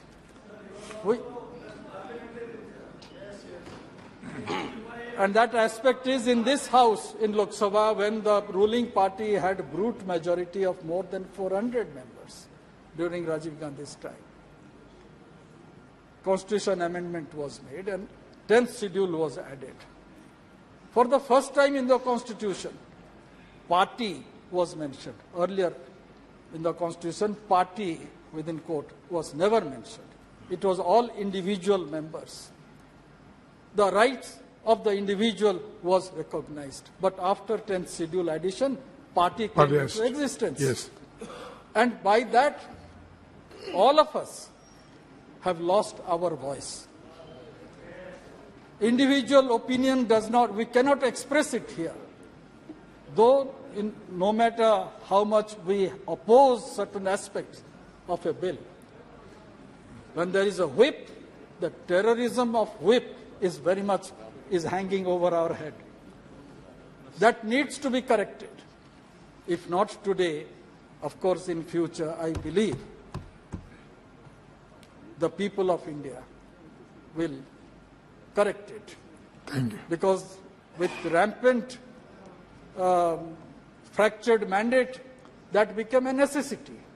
But I think it is necessary now that individual members should express themselves in this House. Unless you do that, the discussion, deliberations in the House becomes sterile. We know what Madam Supriya Sule is going to speak. We anticipate what Nishikant Dubey is going to speak. We all know. How? We also know Professor Saugat Rai view, what he is going to speak. Because every view today is because of the party. The party gives dictate that this is the view is to be expressed. I also follow that view. And I also follow another point. And that is, we have committed ourselves to the rules and regulations of the process of the parliament. We never jump to the well. BJD perhaps is the first party, never jump to the well. And this has been recognized by the leader of the House, by the deputy leader of the House, and also by the chairman. No. NCP also. And that's why I say there are certain customs and regulations which needs to be maintained for a proper functioning of the House. And the best part in our constitution that is enshrined is this, that yes, I should have that strength to act. I may not accept the other point of view, but should I quarrel with him? He has a different point of view. Let me accept it. And that is what Hinduism is all about. Yes. That is what Indianness is all about. We always have different path. That is what Bharatiyata is about. That is what Bharatiyata is about. That's the reason why I would say Thank you. the other may have a different point of view. That is what Swami Vivekananda had said in Chicago speech. It's not that I tolerate another religion. I accept that point of view. That is what Swamiji had said. Yes. So let us have that point of view here. Let us hear others, and by hearing others, we can frame our own opinion and still hold to our own opinion. With these words, Thank you. Thank you, sir. Honorable Member Shri Rahul Sheware. धन्यवाद अध्यक्ष महोदय, आपने मुझे संविधान सभा से शुरू हुई 75 वर्षों की संसदीय यात्रा, उपलब्धियां, अनुभव, यादें और सीख के बहस पर बोलने का मौका दिया। अध्यक्ष महोदय, सबसे पहले मैं हिंदू हृदय सम्राट शिवसेना प्रमुख बाला साहब ठाकरे जी का धन्यवाद मानता हूं और उनकी वजह से आज मुझे इस सदन में आने का मौका मिला है और मैं खुद को भाग्यशाली समझता हूं कि मुझे इस सदन में भी बैठने का मौका मिला है और कल नए सदन में भी बैठने का मौका मिलेगा। और माननीय प्रधानमंत्री जी का भी धन्यवाद मानता हूं कि कल 19 सितंबर को गणेश चतुर्थी है और पूरे महाराष्ट्र और पूरे देश में गणेश चतुर्थी के अवसर पर गणेश उत्सव मनाया जाता है। और आप सभी को पता है कि हम गृह प्रवेश करते तो गणेश जी की पूजा करते हैं, तो कल का एक पवित्र दिन है और कल के पवित्र दिन में हम नए संसद में वहां पे प्रवेश करेंगे, तो एक हमारे सभी सदस्यों के लिए एक भावुक क्षण है हमारे लिए। और अध्यक्ष महोदय, क्या अध्यक्ष महोदय, भारत के संविधान 26 नवंबर 1949 को संविधान सभा द्वारा अपनाया गया था और 24 नवंबर 1950 को सभा के सदस्यों द्वारा औपचारिक रूप से हस्ताक्षरित किया गया था और संविधान 26 जनवरी 1950 को लागू हुआ। अध्यक्ष जी, 1579 में इस देश में आने वाला पहला अंग्रेज एक ईसाई धर्म प्रचारक था। उसके बाद ऐसे व्यापारी आए जो व्यापार करने आए लेकिन शासन करने के लिए रुक गए। 1765 में अधिकार ईस्ट इंडिया कंपनी को हस्तांतरित कर दिया गया बाद में इसे धीरे धीरे संसद के अधीन कर दिया गया और इसकी जगह संसद का अधिकार आ गया और अब तक ये जारी है। अध्यक्ष जी, इन दिनों देश भर में भारत और इंडिया नाम पर खासी बहस चल रही है। भारतीय संविधान का पहला अनुच्छेद कहता है इंडिया, जो कि भारत के राज्यों का संघ है। भारतीय संविधान सभा में भी इस विषय को लेकर काफी बहस हुई। संविधान सभा में कांग्रेस के दिग्गज नेताओं ने भारत नाम रखने की पुरजोर वकालत करते हुए कहा था कि भारत नाम रखने से गरिमा लौट आएगी। हजारों साल की गुलामी में हमारी पहचान ही मिट गई थी। इस विषय में इतिहास को किनारे नहीं किया जा सकता। संविधान सभा में भारत और इंडिया को लेकर हुई बहस को भी याद रखना चाहिए। दरअसल संविधान सभा में लंबी बहस के बाद इंडिया दैट इज भारत लिखा गया था और इस बहस में कांग्रेस के कई दिग्गज नेताओं ने भारत को देश की पहचान से जोड़ा था और उनका कहना था कि इंडिया दैट इज भारत के स्थान पर भारत दैट इज इंडिया लिखना उचित रहेगा। महोदय, इस डिबेट में कांग्रेस के दिग्गज नेता श्री कमलापति त्रिपाठी ने कहा था, यदि आप लोगों को लगता है कि संविधान में दैट इज लिखना जरूरी है तो भारत दैट इज इंडिया लिखना चाहिए। उन्होंने देश का नाम भारत रखने को गौरव, स्वाभिमान और स्वदेशी प्रतीक से जोड़ा था। त्रिपाठी जी ने कहा था, जब कोई देश दूसरे के दिए नाम और प्रतीकों का इस्तेमाल करता है तो उसकी आत्मा मर जाती है। भारत ने 1000 साल की गुलामी में सब कुछ खो दिया है। हमने अपनी संस्कृति, इतिहास, सम्मान, मानवता, आत्मसम्मान और यहाँ तक की आत्मा तक खो दिया है। भारत नाम रखने से पुराना गौरव वापस लौटेगा का तर्क देते हुए त्रिपाठी जी ने यह भी कहा था कि 1000 साल की गुलामी से निकलकर हम अपनी पहचान हासिल करेंगे। भारत नाम हमें हमारी संस्कृति से परिचय करता है। उन्होंने यह भी कहा था कि वैदिक काल से ही साहित्य में देश का नाम भारत ही रहा है। इसके अलावा वेदों, पुराणों और ग्रंथों में भी भारत का वर्णन मिलता है। अध्यक्ष महोदय, 18 सितंबर 1949 को हुई इस बहस में स्वतंत्रता सेनानी हरगोविंद पंत ने भी भाग लिया और इंडिया शब्द का विरोध किया और कहा कि यह नाम हमें उन विदेशियों द्वारा दिया गया था जो इस भूमि की समृद्धि के बारे में सुनकर हमारे देश की संपत्ति को लूटने यहाँ आए और हमसे हमारी आजादी छीन ली। संविधान सभा में इंडिया शब्द का पुरजोर विरोध करने वालों में कई संविधान सभा के सदस्य थे। जब संविधान सभा में इस विषय पर बहस हो रही थी तो हरगोविंद पंत आखिरी व्यक्ति थे जिन्होंने इस पर अपनी बात रखी।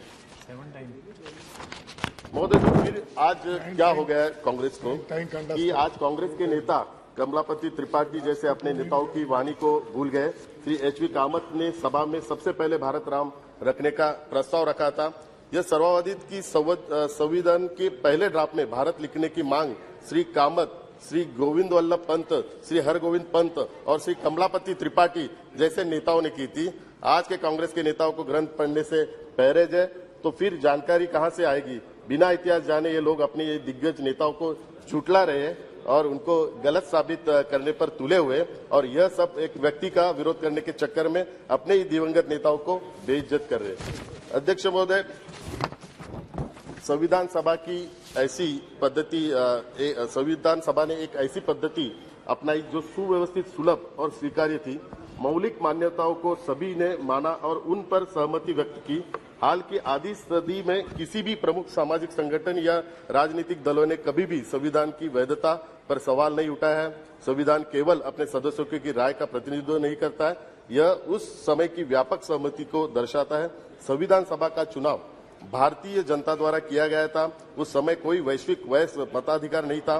भारत का संविधान देश का सर्वोच्च कानून है जिसके आधार पर संपूर्ण शासन व्यवस्था चलती है। संस्थापकों ने नवजात गणतंत्र के लिए शासन प्रणाली के रूप में संसदीय लोकतंत्र को चुना था। अध्यक्ष महोदय, भारत की स्वतंत्रता का 76 वर्ष है और इस पूरे काल में देश में 15 प्रधानमंत्रियों की सरकार बनी। आज कुछ लोग कई बार पिछले 10 साल में मोदी जी ने क्या किया ये सवाल करते हैं, लेकिन ये लोग बहुत ही बेखूबी से भूल जाते हैं कि पिछले 76 वर्षों में कुल मिलाकर 54 वर्ष सिर्फ कांग्रेस और यूपीए की सरकार थी और इसमें भी कुल मिलाकर 38 साल एक ही परिवार राज कर रहा था। तो उनको मैं बताना चाहता हूं कि मोदी जी के नेतृत्व में भारत सरकार ने महिलाओं का सशक्तिकरण, बालिकाओं की शिक्षा पर विशेष जोर दिया। स्वच्छ भारत मिशन, नागरिकों को वित्तीय और अन्य सब्सिडी, लाभ और सेवाओं का सीधा हस्तांतरण, गरीबों और उन लोगों के लिए बैंकिंग सुविधाएं प्रदान की जो बैंकिंग के दायरे में नहीं आते थे। किसानों के लाभ के लिए प्रणाली, नीतियां और कार्यक्रम, हाशिए पर मौजूद लोगों के लिए सामाजिक सुरक्षा योजनाएं लागू की। फिर भी ऐसे ही कई अन्य क्षेत्र हैं जिन पर भी ध्यान केंद्रित करने की आवश्यकता है। माननीय मोदी जी के नेतृत्व में भारत सरकार बड़ी दृढ़ता से संविधान निर्माताओं के सपनों को पूरा करने के लिए आगे बढ़ रही है। एनडीए सरकार ने माननीय मोदी जी के नेतृत्व में भारत के संविधान को सही रूप में लागू करने और देशवासियों को उनके मौलिक अधिकारों को अनुरूप जीने का अवसर प्रदान किया है। अध्यक्ष जी, साल 2023 में हमारे देश की आजादी के 75 साल पूरे हो रहे और हमारा संकल्प नए भारत का निर्माण करना है। नया भारत एक आधुनिक समाज होगा जिसमें करुणा का लोकाचार समाहित होगा। एक ऐसा समाज जहां सभी हितधारकों को सर्वांगीण विकास और भागीदारी का ध्यान रखा जाता है, चाहे वो बच्चा हो, युवा हो या वृद्ध हो, पुरुष हो या महिला, गरीब हो या वंचित, जहां सुलभ, सस्ती और उच्च शिक्षा और गुणवत्तापूर्ण स्वास्थ्य देखभाल और पोषण, जहां प्रत्येक भारतीय अपनी क्षमता का एहसास करने और ऐसा करने में सक्षम है जिसमें हम में हर कोई संतुष्ट और खुश हो। और माननीय मोदी जी के नेतृत्व में भारत सरकार इसके लिए दृढ़ता से आगे बढ़ रही है। इसी से कहते हैं सबका साथ, सबका विकास और सबका विश्वास। अध्यक्ष महोदय, माननीय मोदी जी के नेतृत्व में भारत ने अपने गौरवशाली अतीत को पुनः प्राप्त करने और नई ऊंचाइयों को प्राप्त करने की अपनी यात्रा शुरू की है। बुनियादी ढांचे के विकास, रेलवे के आधुनिकीकरण और विस्तार, बंदरगाहों के विकास, हवाई अड्डों के विकास, शहरों के विकास, चिकित्सा, विज्ञान और स्वास्थ्य देखभाल प्रणाली में विकास, खेल में विकास, विज्ञान और प्रौद्योगिकी में विकास, अंतरिक्ष में विकास के क्षेत्र में उपलब्धि है। प्रौद्योगिक, परमाणु ऊर्जा में विकास, देश की रक्षा में विकास और भारत में विशाल आबादी के लिए खाद्य उत्पादन। अध्यक्ष जी, सबसे महत्वपूर्ण है एक बहुत छोटी अर्थव्यवस्था का दुनिया की 5वीं सबसे बड़ी अर्थव्यवस्था के रूप में विकसित होना। इसके लिए मैं माननीय प्रधानमंत्री जी का अभिनंदन करता हूं। अर्थव्यवस्था की वृद्धि भारत को जल्द ही दुनिया की तीसरी सबसे बड़ी अर्थव्यवस्था में ले जा सकती है। एक और महत्वपूर्ण उपलब्धि आजादी के बाद से भारत में लोकतंत्र की सफलता। अध्यक्ष जी, देश के संविधान ने प्रत्येक नागरिक को बोलने की आजादी दी है, लेकिन इसका मतलब ऐसे नहीं कि कोई धार्मिक भावना को ठोस पहुंचाए। कुछ व्यक्ति अभिव्यक्ति स्वातंत्र का उसका गलत फायदा लेके धार्मिक भावना को ठोस पहुंचाने का भी काम कर रहे हैं। अध्यक्ष जी, अंत में यही कहूंगा कि भारत की संविधान सभी प्रावधानों का पूर्ण मिश्रण है और इस प्रकार प्रावधान और अनुच्छेद ही इसे राज्य का सर्वोच्च कानून बनाते हैं। संविधान के किसी भी अनुच्छेद को लागू करने और व्याख्या करने में हमेशा संविधान सभा की आत्मा पर विचार किया जाना चाहिए। संविधान निर्माताओं ने संविधान में महत्वपूर्ण प्रावधानों को शामिल करने का प्रयास किया है ताकि किसी देश में शासन कैसे होगा इस बारे में अस्पष्टता की कोई गुंजाइश न रहे, और इसलिए यह भारतीय संविधान की विशेषता है जो इसे अपने आप में एक संपूर्ण संविधान बनाती है और देश का एक व्यापक दस्तावेज है। हाँ अध्यक्ष महोदय, मैं अपनी वाणी को विराम देते हुए यही कहता हूं कि सभी सदस्यों को मैं शुभकामनाएं देता हूं, गणेश चतुर्थी की भी शुभकामनाएं देता हूं। और जब भी हम नए सदन में जाएंगे तो पूरी जिम्मेदारी के साथ हम जाएंगे। नए भारत निर्माण के लिए सभी का सहयोग रहेगा। और जब भी मैं पहली बार इस सदन में आया था तभी मेरे साथ हमारे उस वक्त के एक्स मिनिस्टर अनंत गीते जी थे। तभी उन्होंने मुझे कहा था कि पूरे देश की आबादी हमारी 140 करोड़ लोगों की आबादी है, लेकिन केवल 545 लोगों को ही इस सदन में आने का मौका मिलता है। तो 140 करोड़ लोगों को रिप्रेजेंट करने के लिए हम सभी यहाँ पे आते हैं। तो जिम्मेदारी से देश को आगे बढ़ाने का काम करेंगे। धन्यवाद। Thank you. Honourable member Shri Rakesh Singh ji. Good, मेरा भी माइक चालू हो गया।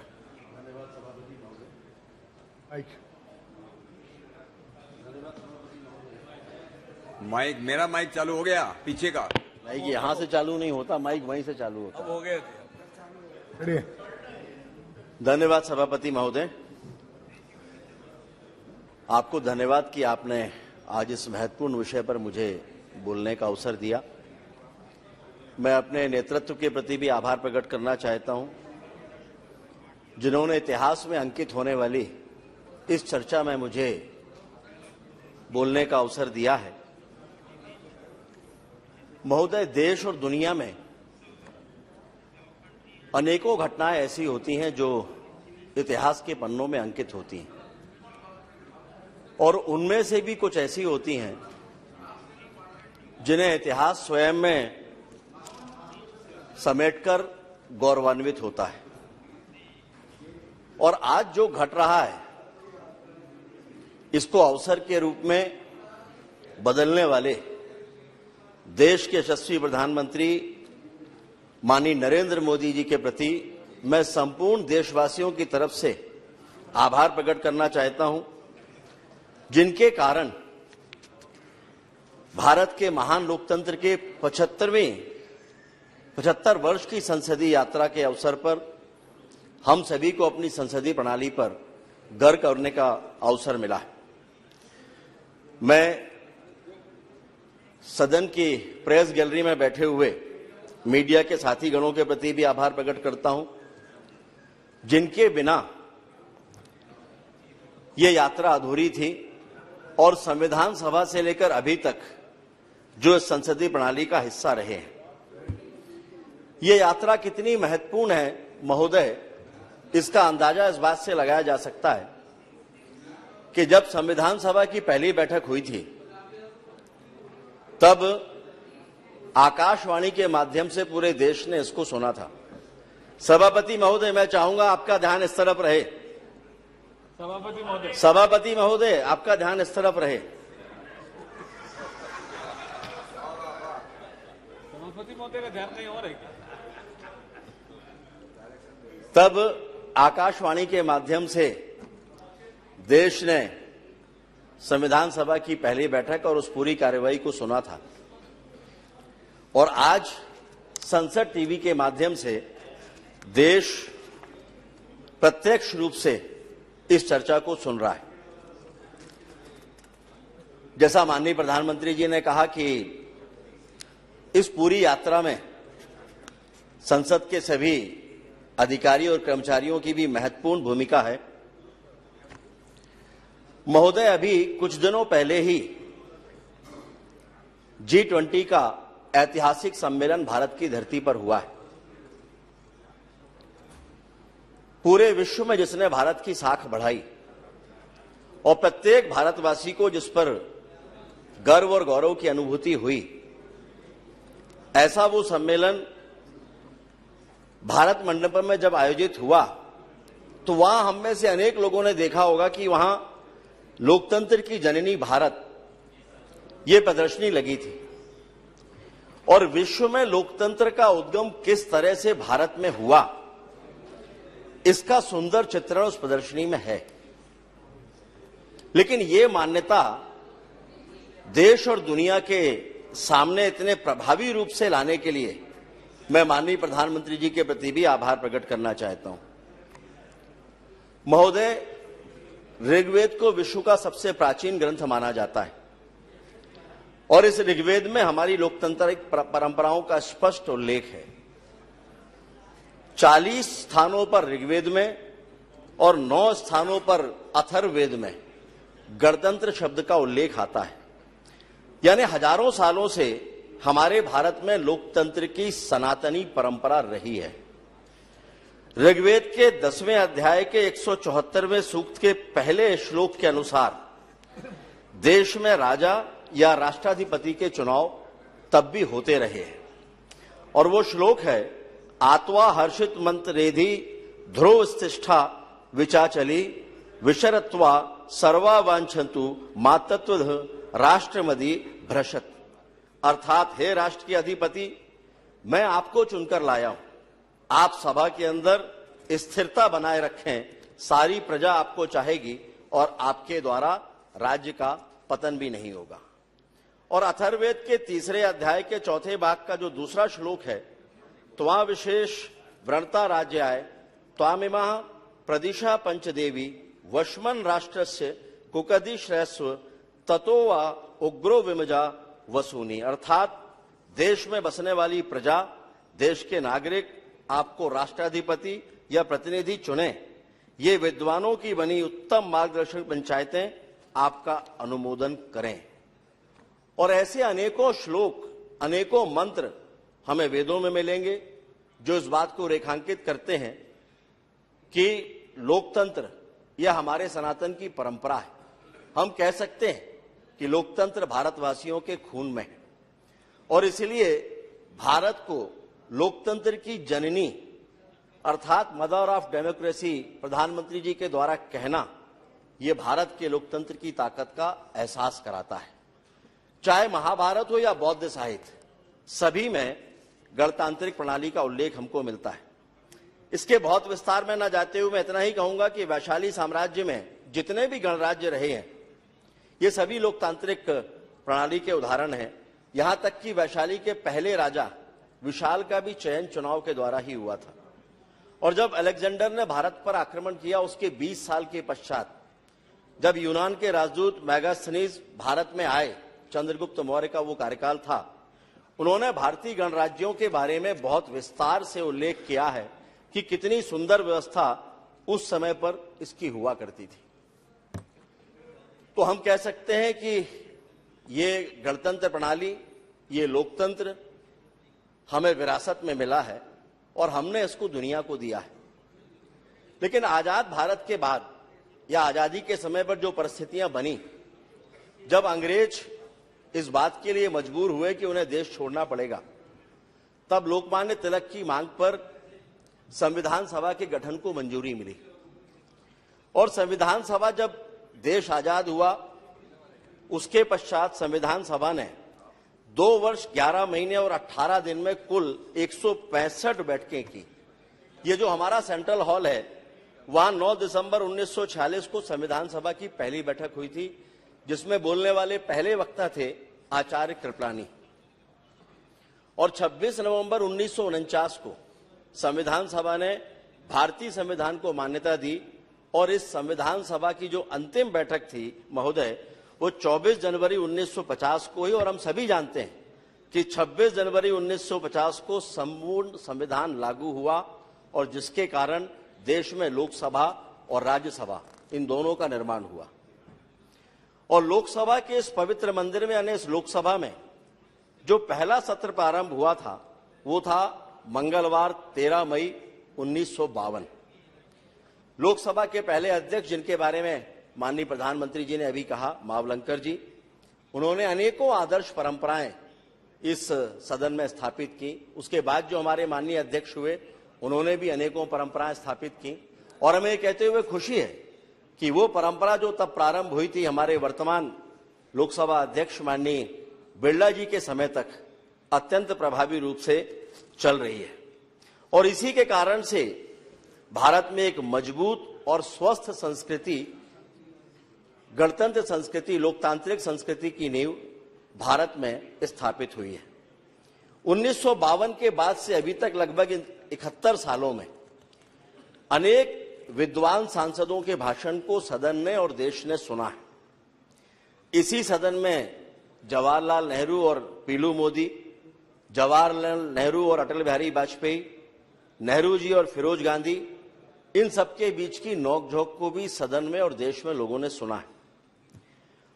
और जो ऐसे बड़े प्रमुख वक्ता थे जिन्होंने सदन में ऐतिहासिक वक्तव्य दिए हैं, उनमें मधुलिमे, डॉक्टर लोहिया, श्रीपद डांगे, आचार्य कृपलानी, इंद्रजीत गुप्त, ओम प्रकाश त्यागी, प्रकाशवीर शास्त्री, लाल कृष्ण आडवाणी, कार्तिक उरांव, मधु दंडवते, ऐसे अनेकों नाम हैं जिनके सारे नाम यहां पर ले पाना संभव नहीं होगा।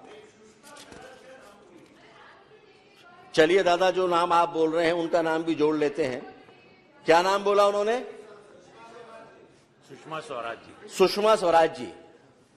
सुषमा स्वराज जी हमारी नेता थी और सुषमा स्वराज जी के भाषण आज भी लोग उनसे प्रेरणा लेते हैं, उन भाषणों से। उनमें हम सभी लोग भी शामिल हैं। आएगा आगे उनका नाम।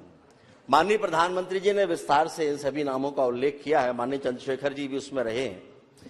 और तब से लेकर अभी तक इस विशाल देश में लोकसभा और राज्यसभा के माध्यम से लोकतंत्र का अविरल प्रवाह जारी है। लेकिन इसमें महोदय एक अपवाद भी है। लोकतंत्र की जो धारा प्रवाहित हुई थी उसमें 26 जून 1975 से 23 मार्च 1977 का कालखंड यानी आपातकाल के 21 काले महीने, वो लोकतंत्र के इस मंदिर पर एक दाग है। अभी अधीर रंजन जी यहां पर होते तो अच्छा लगता, काफी सारी बातें वो कह रहे थे। और उस समय उन 21 महीनों में देश के सभी मौलिक अधिकारों का हनन करके देश ही पूरा जैसे एक कारावास में बदल गया था। लेकिन महोदय, हमारा देश का लोकतंत्र ही परिपक्व नहीं है, बल्कि देश की जनता भी परिपक्व और समझदार है। और इसलिए उसने एक रक्तहीन क्रांति करके लोकतांत्रिक पद्धति के माध्यम से ही व्यवस्था को बदल दिया।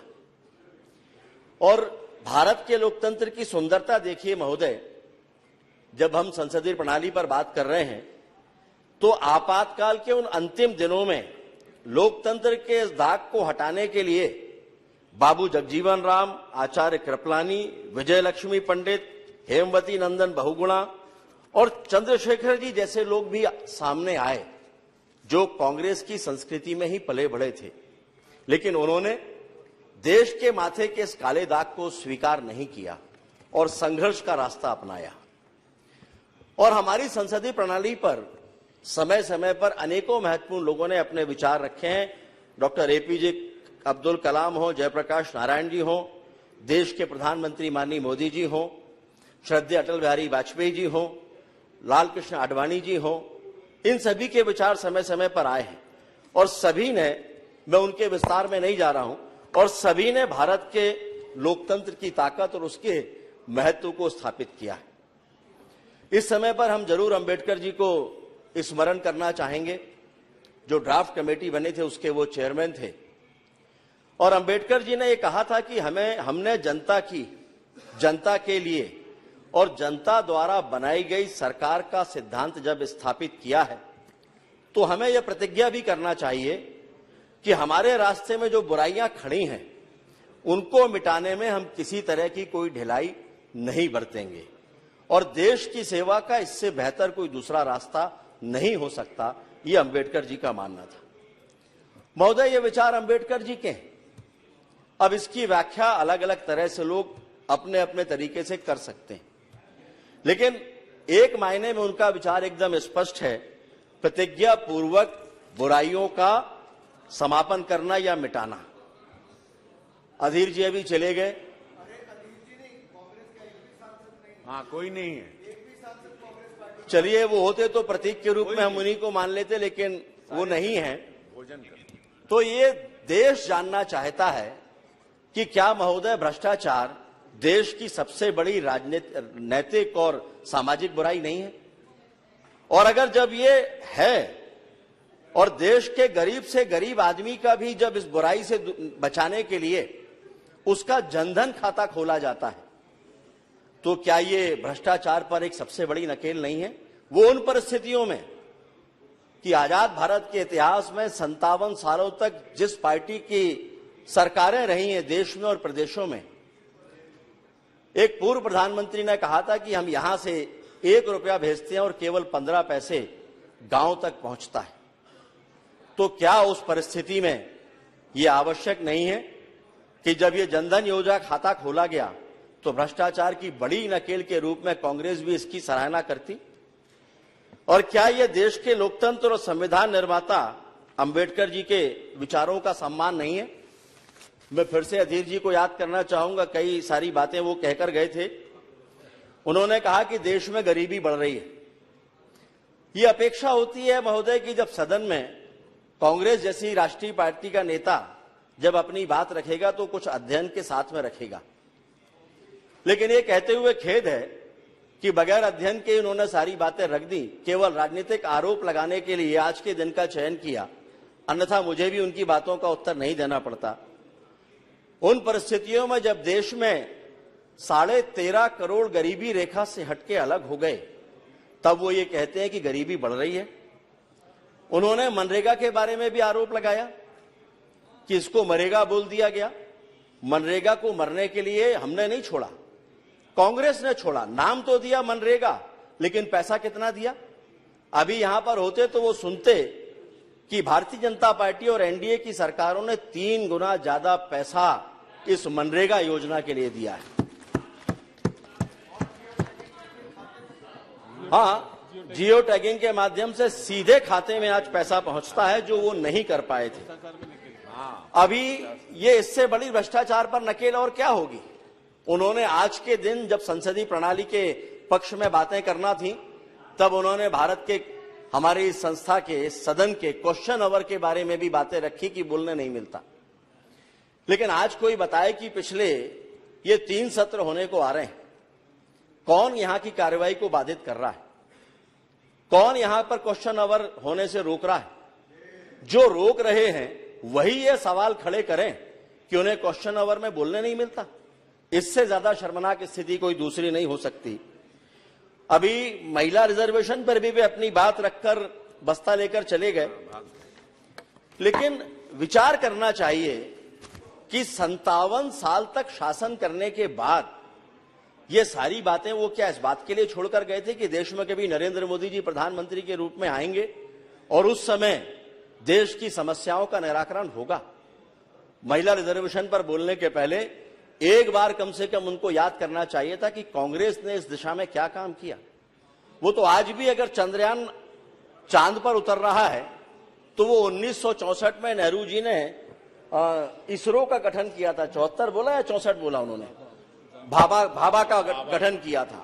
वो इसको इससे जोड़ते हैं कि तब भाभा का गठन हुआ था यानी अनुसंधान प्रारंभ हुआ था, तो चंद्रयान जो आज जा रहा है उसका क्रेडिट कांग्रेस को जाना चाहिए। और इतनी बचकाना बातें इस सदन के भीतर कांग्रेस के किसी नेता से उम्मीद नहीं की जा सकती। चंद्रयान तो अटल जी की कल्पना थी। अटल जी की कल्पना थी भाई चंद्रयान। महोदय, 75 सालों की ये संसदीय यात्रा श्रद्धेय अटल बिहारी वाजपेयी जी के स्मरण के बगैर अधूरी है। और सभी इस बात को कोट करते हैं। माननीय प्रधानमंत्री जी ने बहुत गर्व के साथ कहा कि उन्होंने कहा था सरकारें आएंगी सरकारें जाएंगी, लेकिन लोकतंत्र रहना चाहिए और देश रहना चाहिए और लोकतंत्र मजबूत बनना चाहिए, क्योंकि देश का लोकतंत्र महान है महोदय। और इसकी संसदीय यात्रा भी इतनी प्रेरणादायक है, उसको समझने के लिए 2 उदाहरण ही काफी हैं।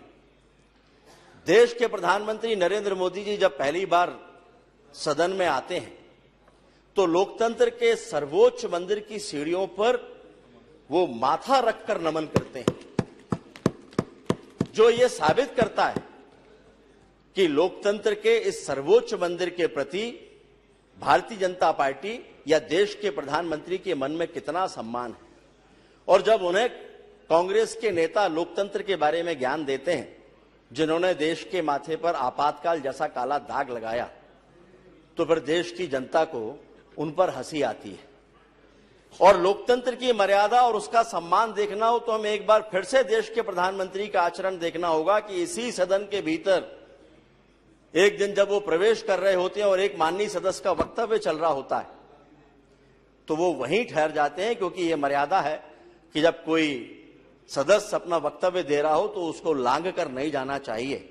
और दुनिया के सबसे लोकप्रिय नेता भारत के प्रधानमंत्री तब तक वहां पीछे खड़े रहते हैं जब तक उस हमारे सदस्य का वक्तव्य पूरा नहीं हो जाता, उनका भाषण पूरा नहीं हो जाता। इससे ज्यादा देश की संसदीय प्रणाली पर देश के प्रधानमंत्री के विश्वास का और कौन सा दूसरा उदाहरण होगा। और यह घटना केवल आज के लिए नहीं, आने वाली पीढ़ियों को भी प्रेरणा देने वाली ये घटना होगी। महोदय, अटल जी ने कई बातों के माध्यम से देश और लोकतंत्र के बारे में अलग अलग तरह से अपनी बातें रखी थी, जिसमें उन्होंने एक बार कहा था कि हम केवल अपने लिए ना जिएं, औरों के लिए भी जिएं, हम राष्ट्र के लिए अधिकाधिक त्याग करें। अगर भारत की दशा दयनीय है तो दुनिया में हमारा सम्मान नहीं हो सकता, किंतु यदि हम सभी दृष्टियों से सुसंपन्न हैं तो दुनिया हमारा सम्मान करेगी। दूसरा उन्होंने कहा था गरीबी, दरिद्रता और गरिमा का विषय नहीं है, बल्कि ये विवशता है, ये मजबूरी है, और विवशता का नाम संतोष नहीं हो सकता। ये दोनों बातों को उद्धत करने का केवल एक मतलब है कि देश के प्रधानमंत्री माननीय नरेंद्र मोदी जी ने इस पीड़ा से, इस दंश से न केवल देश को, गरीब को मुक्ति दिलाने का काम किया है, बल्कि देश के लोकतंत्र को भी मजबूत करने का जो प्रयास किया उसकी निरंतरता जारी है। यहां मैं नेहरू जी को भी उद्धत करना चाहूंगा। नेहरू जी ने संविधान सभा की बैठक में एक संकल्प पर चर्चा के दौरान कहा था 22 जनवरी 1947 को, मैं वो साथ में कांग्रेस उस पर आपत्ति करे तो उसके लिए मैं रिकॉर्ड भी लेकर आया हूं कि एक व्यक्ति जो भूखा है, गरीब है, जिसके शरीर पर पहनने को कपड़े नहीं है और उसके लिए वोट का भी महत्व नहीं है, हमें उस पर विचार करना है। महोदय, कितना विचार करना है? हम अपने इस महान लोकतंत्र में कब तक लोगों को भूखा और गरीब रखकर उनके वोट के महत्व की प्रतीक्षा करेंगे? 57 साल का समय कांग्रेस की सरकारों के लिए कम था क्या? जो ये पहले आपको वहीं से पूछना चाहिए, केवल उत्तर जा रहे हैं जिन्होंने प्रश्न किया था। ना, ये आप उस समय उधर बोलना चाहिए था, ये केवल मैं उत्तर दे रहा हूं। और यदि देश के प्रधानमंत्री माननीय मोदी जी उसकी गरीबी दूर करने के लिए प्रधानमंत्री आवास का पक्का मकान उसको देते हैं, जिसके घर दीपावली के दिन भी बिजली का बल्ब नहीं जला, उसके घर में बिजली का कनेक्शन देते हैं, उज्ज्वला की रोशनी देते हैं, शौचालय देते हैं, कोरोना से लेकर अभी तक मुफ्त का राशन देते हैं, और ऐसा करते समय बिना किसी भेदभाव के अपनी जिम्मेदारी का निर्वहन करते हैं, सबको समान अवसर देते हैं, तो क्या ये उस गरीब को वोट का महत्व समझाने और देश में लोकतंत्र का सम्मान नहीं है? और अगर सम्मान है तो क्या कांग्रेस कभी इसके पक्ष में कुछ कहना चाहेगी? महोदय, अभी आप कह रहे थे कि ये विषय नहीं है आज का, ये मैं भी जानता हूं, लेकिन जिस समय पर कांग्रेस के नेता इस बात को यहां पर रख रहे थे, मुझे आश्चर्य है कि आप में से किसी ने भी उनको ये नहीं टोका कि आज का विषय ये नहीं है। आज जब उसका उत्तर मिलना शुरू हो रहा है तब आप ये कह रहे हैं कि आज का विषय नहीं है। चलिए मैं उसी पर आता हूं जिस पर आज का विषय है। महोदय, इस सदन में अनेकों फैसले हुए हैं, लेकिन इस सदन में इतिहास की गलतियों को सुधारने वाले भी कुछ ऐसे फैसले हुए हैं जो इतिहास में दर्ज हुए हैं। इसी सदन के भीतर जम्मू और कश्मीर को लेकर भी अनेकों बार चर्चाएं हुई हैं। इसी सदन के सदस्य रहे डॉक्टर श्यामा प्रसाद मुखर्जी जी ने जो गलती उस समय पर हो रही थी उसका विरोध किया था। उन्होंने कहा था कि देश में 2 प्रधान, 2 विधान और 2 निशान नहीं चलेंगे। मैंने क्या कहा? नहीं, आपको इतनी आपत्ति हो रही है। नहीं, आप ये बताइए मैंने कब कहा कि हाउस में कहा? नहीं, मैंने कब कहा कि हाउस में कहा? मेघवाल जी, मैंने कब कहा? मैंने कब कहा कि वो हाउस में बोल रहे थे? Please sit down. मैंने नहीं कहा ये कि वो हाउस में बोल रहे थे, लेकिन सदन का सदस्य रहते हुए उन्होंने कहा था और आपको सुनना पड़ेगा। वही मैं कह रहा हूं, सदन का सदस्य रहते हुए का आपको सुनना पड़ेगा। कश्मीर के मामले में आपको जो तकलीफ होती है, उस समय कश्मीर के लाखों करोड़ों लोगों का भविष्य आपको ध्यान में नहीं आता। जब कश्मीर में कश्मीरी पंडितों की हत्याएं होती हैं, मासूम लोगों के साथ में उनकी इज्जत छीनी जाती है, उनकी हत्याएं होती हैं, उनका खून बहता है, तब आपको ध्यान में नहीं आता कि श्यामा प्रसाद मुखर्जी ने क्या कहा था। Nothing going on record except... और उस समय महोदय बड़ी स्पष्टता के साथ मैं कहना चाहूंगा कि उन्होंने ये कहा था कि देश में स्वतंत्र राज्य का दर्जा देने की मांग करने वाले, आप सुन लीजिए इस बात को, शेख अब्दुल्ला क्या इस बात के लिए तैयार होंगे कि जम्मू कश्मीर के भीतर जम्मू और लद्दाख, वहां के लोगों को भी अवसर देंगे कि वो स्वतंत्रता की मांग करें और उनको मिले?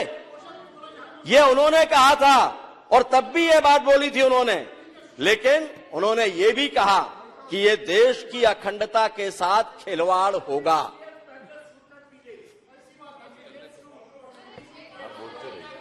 सभापति महोदय, मैं जो भी कह रहा हूं वो देश के संसदीय इतिहास के संदर्भ में कह रहा हूं। ये पुरानी बात है जिसका उल्लेख मैंने किया है। दादा, इतनी फुर्ती से आप तब खड़े होते जब जम्मू कश्मीर पर यह बिल आया था और वहां से लोग विरोध कर रहे थे 370 समाप्त करने का, तब आपको ध्यान में नहीं आया कि आपको उसके बारे में, उसके विरोध में कहना चाहिए। लेकिन उन्होंने कहा कि देश की अखंडता के साथ ये खिलवाड़ स्वीकार। दादा आप तो बैठ जाओ, कल्याण दादा आप तो बैठो।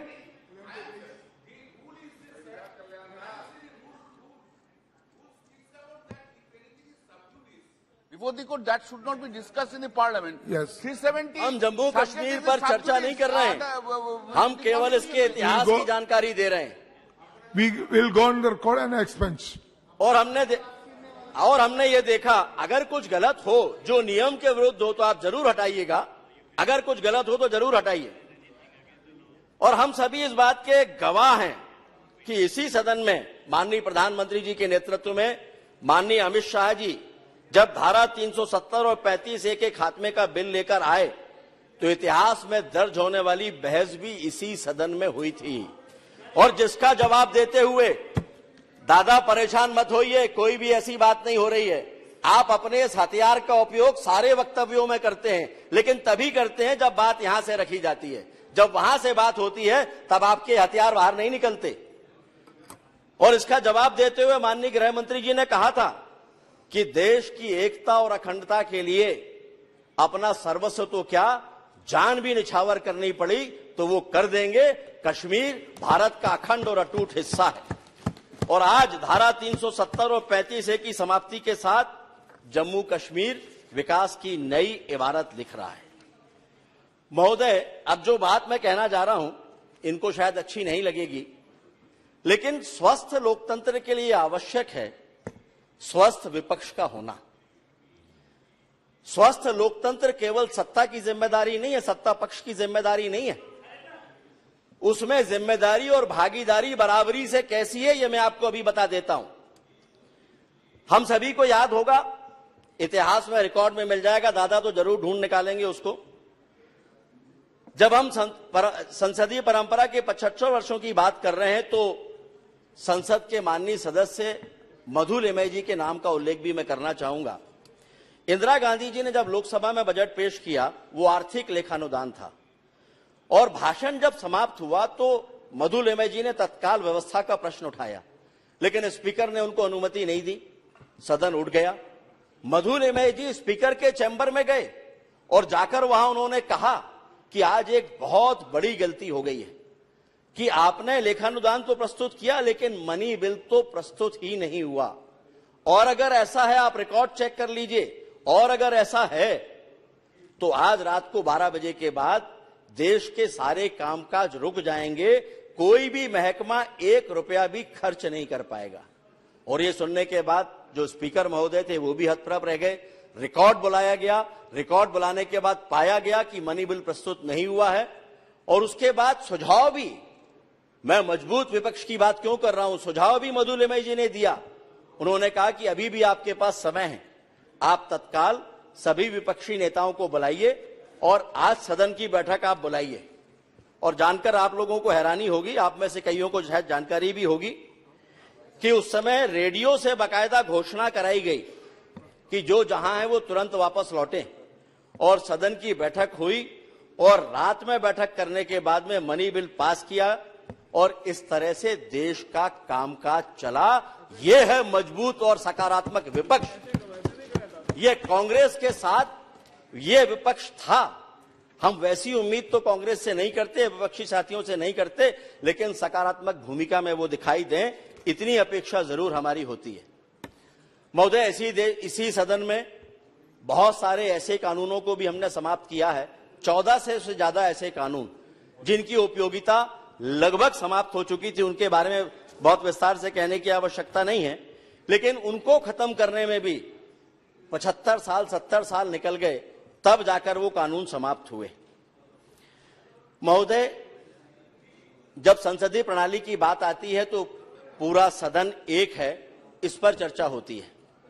और आज इस सदन में उपस्थित विभिन्न विचारों और दलों का प्रतिनिधित्व करने वाले अपने सभी साथी सदस्यों का मैं आह्वान करना चाहूंगा कि यह गौरवशाली यात्रा सामूहिक है। माननीय प्रधानमंत्री जी ने भी कहा है कि यह साझा है और यह हमारे सामूहिक प्रयासों की कहानी है।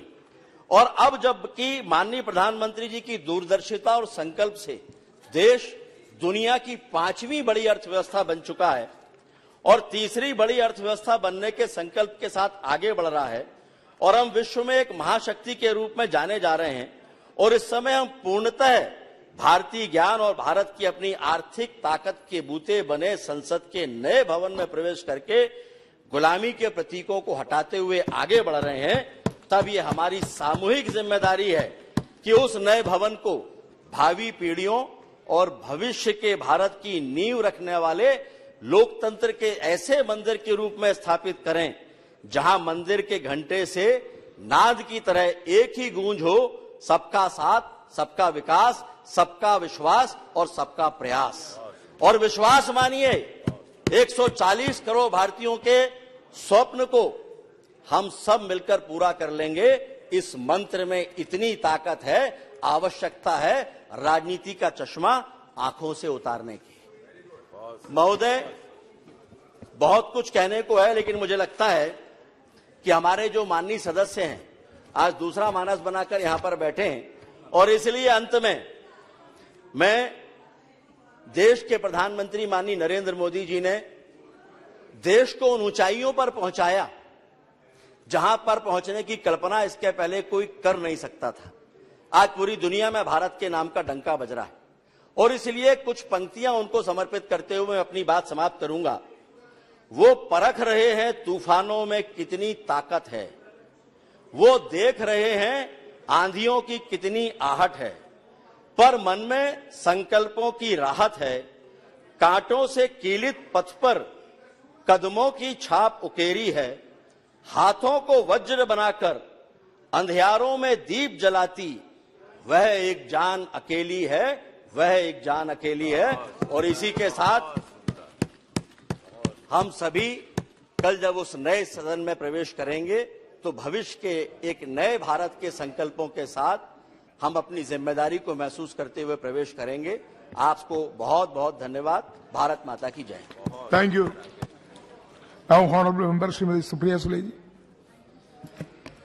Sir, here I stand here on behalf of the NCP here for this very important discussion, which was actually started by the Honorable Prime Minister on a very emotional note. And he, after a long time today, spoke as a statesman. So I was presuming that this debate was not about the tutu meme, which we usually do. But unfortunately, when the Treasury bench started speaking, he made it really political, which was not what the Honorable Prime Minister's speech says. So I will follow the Prime Minister's speech first, but I will seek your help, guidance and time for 2 minutes to give a few clarifications to the Honorable. I won't speak as much as he does, but in a small few clarifications before I make it a little political, with your permission, sir.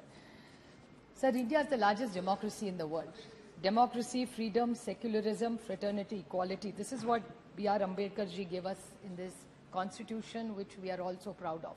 And this is what this organization, the Temple of Democracy Parliament, where we all are absolutely blessed that we have had the opportunity to speak on behalf of millions of Indians, to debate, deliberate, have discussions, and make sure that the last person becomes first. And that's what really the common agenda, I think, whether you're sitting on this side or this side, becomes. And I appreciate the Honorable Prime Minister's speech today, where he appreciated that governance is continuity. Various people have contributed over the last 7 decades to build this country, which we all love equally. It's not that whichever side you love it less or more. Whether you call it India or Bharat, it's your own country. We're all born here. We're all blessed to be here. And I think I would take the point forward what Mehtabji said, that unity in diversity, this is the beauty of India. And I think that's what clearly comes across in most of the speeches which came. And I'd like to quote Dr. Ambedkar. The B.R. Ambedkar in the Constitution Assembly said that the Constitution is a federal constitution. The Union is not a league of states, nor in the states is the agencies of the Union deriving powers from each other. Both Union and the states are created by the Constitution. Both derive their respective authority from the Constitution. And here, unfortunately, I felt a little sorry because I am the 2009 Member of Parliament here. Clearly, this is a huge legacy that we have been blessed to have. But I would like to put on record 2 people who have not been mentioned by the BJP today, who I have been highly influenced by in my parliamentary work. who come from the BJP, but I still feel that they were one of the tallest leaders and excellent, extraordinary parliamentarians who we looked up to. One was Honorable late Sushma Swaraj ji, and second was Shri Arun Jaitley ji, who constantly talk about cooperative federalism. It's not on this side or that side. Good work has to be established. So this building that we are all sitting in today, it was the Herbert Baker who opened this in 18 January 1927. And this building was built by sandstone. You know, Dushyant Singh ji comes from Dholpur. And fortunately enough, SP Baghel ji is here from Agra. ये जो मिट्टी इससे बनाई है, ये आपके निर्वाचन क्षेत्र आगरा से आई है. So Agra and Dholpur have contributed substantially to build this building. So we should thank the contribution of Agra and Dholpur for this, and thousands of Indian artisans who we are so proud of, which teach us about our legacy, have contributed for this work. While we are here, everybody talked about Panditji, President Rajendra Prasad. These are walls which the Honorable Prime Minister, or every wall, every tile, every bench has a story to tell. They can't articulate it, but they have so many stories, decisions, controversies that these walls of this beautiful parliament have seen. And I would definitely like to put on record that besides, of course, all the Prime Ministers which the Honorable Prime Minister said, but there were people like C. Ram Gopalachari ji, Sarvapalli Radhakrishna ji, Sardar Patel, Y.B. Chavan, C.D. Deshmukh, Madhu Dandaute, Pranab Mukherjee ji. In this debate will be completely incomplete if we don't talk about Pranab Mukherjee, who we all learned so much from here while we were sitting here. Sir. While we talk about various, lot of debate has gone about which bill. They did a lot of good work, we did a lot of good work. So nobody can take away from each other here. But I definitely like to make a few suggestions while we are here. See, sir, the average age, this is something for us to deliberate, which I'd like to highlight. These are just observations and suggestions for us to deliberate as a team. That the average age of today's parliament is much older than when we really started. And this is one of the youngest countries. So this is something we, whichever side you sit on, must think about this factor for sure. Plus the women MPs. I would like, most of these women here today have been asking about the women reservation bill. My friend Kanimoli, Dimple, everybody who's sitting here has been concerned about it. And all the parties are concerned and would support it. But there was a question Rakesh Singh ji raised, which I'd just like to put the record straight, that he said, "Itne salon se aapki sarkar thi, aapne kya kiya?" The first woman president of India, Pratibha Tai Patil, was from the Congress. The first prime minister of this country, a woman, Indira Gandhi ji, was from the Congress. The first speaker who was a woman was Meera Kumarji, was from the Congress. So this is what he's done. And I would like to put one more thing on record, which probably Rakesh Singh ji missed out, that the women's reservation bill was also brought out. Unfortunately, we didn't have the numbers, so we couldn't pass it. That was also brought by the Congress. And the late Rajiv Gandhi ji and the then Chief Minister of Maharashtra, Sharad Pawar, were the first people who brought 33% reservation in every panchayat in this country. I'm very proud to say that Maharashtra was the first state to bring it to 33%, and then we raised it to 50%. So this is what has been done for women, and I take this opportunity that since we are all thinking here, deliberating here, 50% of India's population is women. So why don't we all deliberate in the new building, and maybe the first decision that the Honorable Prime Minister can take is ask, and we all support him if he brings in the reservation for women in Parliament and in assemblies. We all wholeheartedly. They should bring it. So there is another small observation which I would like to make. Please don't take it negatively. But this is the first session, as I mentioned, which has no deputy speaker. This must be the only session since independence where there has been no deputy speaker. So only term which has not had a deputy. So I wish Meghwalji was just here, but I would like to bring it to his and Prahladji's notice that he should take this issue up, that naye building mein ja rahe, so please, even if it's for a few months, we don't know when you're announcing election, but this is a record that there has been no deputy speaker in this term. So this is not something I think any of us should support. And Loksabha seatings, sir. This is another suggestion I'd very humbly like to make, that the Loksabha seatings keep going up and down. In 1956 was the longest, which is 151 days. So why can't we have more days? We are all happy to, whatever we get elected for, to come here and deliberate and make sure we serve the nation. So isn't there something we can, Supreme Court also works, and sometimes These ordinances which this government constantly brings, this is a record the amount of ordinances this government has got. So why don't we have more parliament dates? Why does government need to bring so many ordinances? And if there are such hurry, call for parliament. Instead of having 4 sessions, have 6 sessions. What is the problem? The other thing is the number of voters have gone up. So constituencies are becoming huge now. So is that something that the government would, this is a very positive suggestion I'd like to make the government. The constituencies are going from 23 lakhs to 25 lakhs. Impossible for an MP to manage even with the MP lads that we get. So is there something that we can all deliberate in and see? Because anyway there are more seats coming there. Can there be another suggestion is stronger committees? The committees are wonderful, they do very good work. But can we have stronger committees, give them more authority? Could that be another suggestion? Another suggestion I'd like to make is question hour, sir. Question hour is something even Om Birla ji has always recommended in our all-party meetings. That can we find a consensus that that's 1 hour I would like to recommend as an MP I would write. That's one place we can really take the government to task. So can we unanimously suggest this, that no question hour, whoever sitting on which side should be disrupted. So this is something we should all consider, I think. Even when you're here. Even when you're here. We have seen him in the, well, many times, sir. Sir, another suggestion I'd like to make is private members' bill. Private members' bill, don't be hubris. Private members' bill, sir. It is, a lot of MPs work very hard and do a lot of work to bring those bills, but they're almost toothless. So can we strengthen that part where there is more meaning, more visibility, more authority in those bills? Maybe we can debate them, deliberate them and come. Otherwise, it's just a piece of document that we argue with it, but it goes nowhere. So I think that's one legislation we must look into and see what more we can do. Sir, even the opposition, I know it's a numbers game, but many times they are in a treasury bench. They get hours to discuss. Their ministers speak for 90 minutes sometime. And we are the opposition. So if Rakesh Singh ji really wants, there is a saksham opposition chahiye, like Madhu Dandavate ji, hame aur thoda waqt de dijiye. We will make some very good suggestions which will be productive. I have only not criticized. I have only given you suggestions. तो मुझसे अकेले नहीं, सबको थोड़ा विश्वास रखिए हम पे, हम लोग और दे देंगे. Sir, I think another thing which we need to do is the media. The Honorable Prime Minister was very gracious to the media today.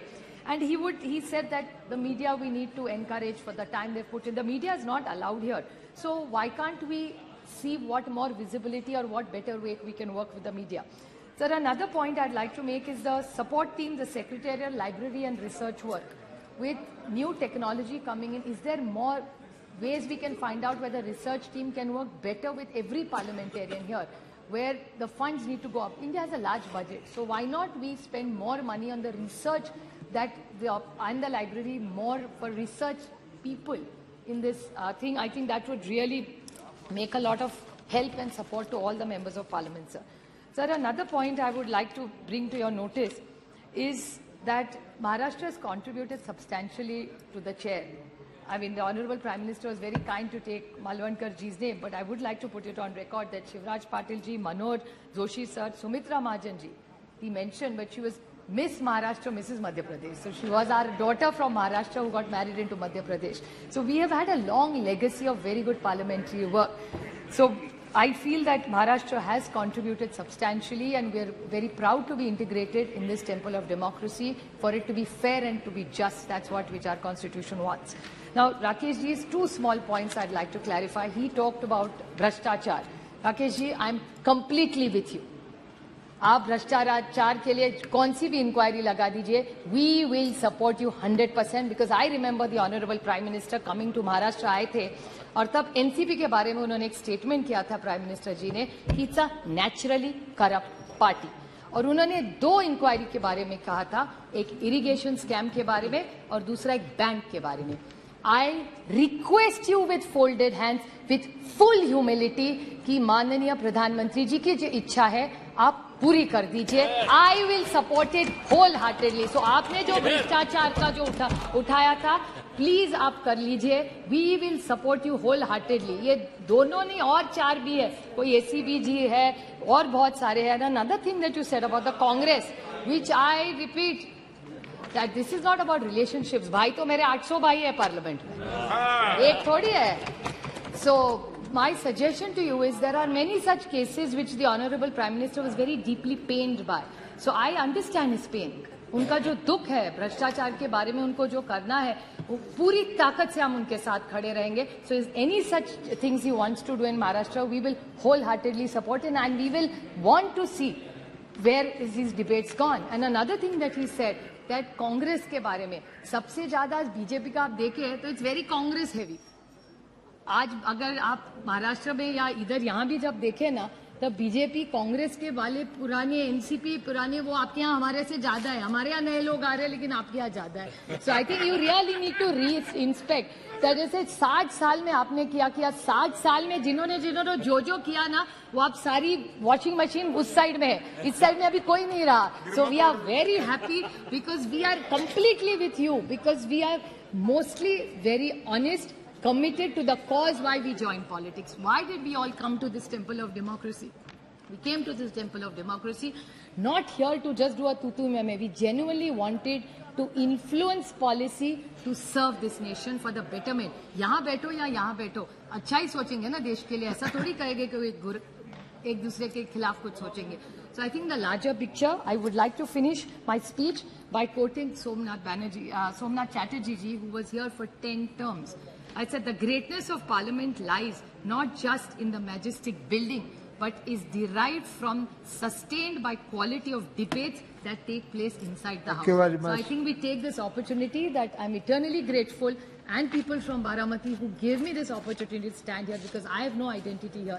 My identity is my constituency and people. So I'm eternally grateful to be a part of this esteemed place which is a temple of democracy, and I commit myself to working here and working within the rules of the constitution. Thank you, madam. Thank you very much. Shri Girish Chandar ji.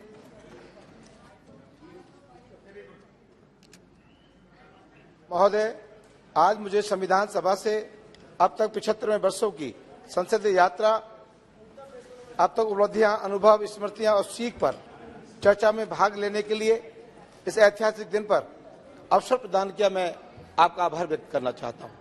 आपके साथ साथ Bahujan Samaj party की राष्ट्रीय अध्यक्षा आदरणीय बहन जी का भी आभार व्यक्त करना चाहता हूं. महोदय, आज हम धन्य हैं कि हमारे बीच बाबा साहब डॉक्टर भीमराव अम्बेडकर साहब का जन्म हुआ, जिन्होंने उस जमाने में अपने इस भारत देश में फैली कुरीतियां, भेदभाव, ऊंच नीच, सामाजिक, आर्थिक, शैक्षणिक विषमताओं को समाप्त करने के लिए जीवन के अपने अंतिम समय तक कार्य करते रहे. हमारे प्रदेश में तो एक कहावत भी है, जाके पैर में फटे बिबाई सो का जाने पीर पराई. कहने का तात्पर्य यह है कि बाबा साहब ने स्वयं छुआछूत, ऊंच नीच और उत्पीड़न को सहा, जिसलिए उनको जब संविधान सभा में मौका मिला तो पिछड़ों, दलितों, महिलाओं के लिए संविधान में उन्हें हक दिलाने का काम किया. महोदय, लेकिन बाबा साहब अम्बेडकर साहब ने संविधान सभा की अंतिम सभा की बैठक में यह भी कहा था कि संविधान कितना भी अच्छा क्यों ना हो, लेकिन उसके मानने वाले लोगों की नियत साफ नहीं है तो संविधान कभी अच्छा नहीं हो सकता. बाबा साहब ने इस संविधान को लिखकर 1950 में जब बाबा साहब संविधान को सौंप कर निकल रहे थे, उस वक्त में कांग्रेस के अध्यक्ष आचार्य कृपलानी हुआ करते थे. तो आचार्य कृपलानी ने कहा कि अम्बेडकर तुम आज बहुत खुश हो. बोला हाँ, आज मैं बहुत खुश हूं क्योंकि मैंने इस देश के अंदर पहले राजा के देव परिवार में ही राजा पैदा होता था, मैं इस देश के अंदर भिखारी के परिवार में भी राजा पैदा करने की व्यवस्था मैंने संविधान में लिखने का काम कर दिया है. देश में राजा के घर में राजा पैदा नहीं होगा, एक गरीब परिवार में भी राजा पैदा होने की व्यवस्था इस देश के अंदर मैं लागू करने का काम करता हूं. कृपाली जी ने कहा कि आपका समाज तो गरीब है, कमजोर है, अशिक्षित है, लाचार है, कमजोर है.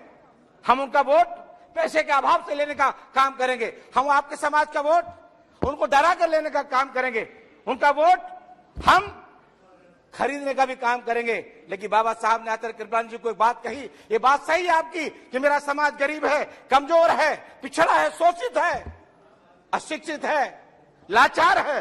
लेकिन एक बात याद है कृपलानी जी, जिस दिन मेरा समाज अपने वोट की कीमत को समझ जाएगा तो तुम्हें भी लाचार बनाने का काम करेगा.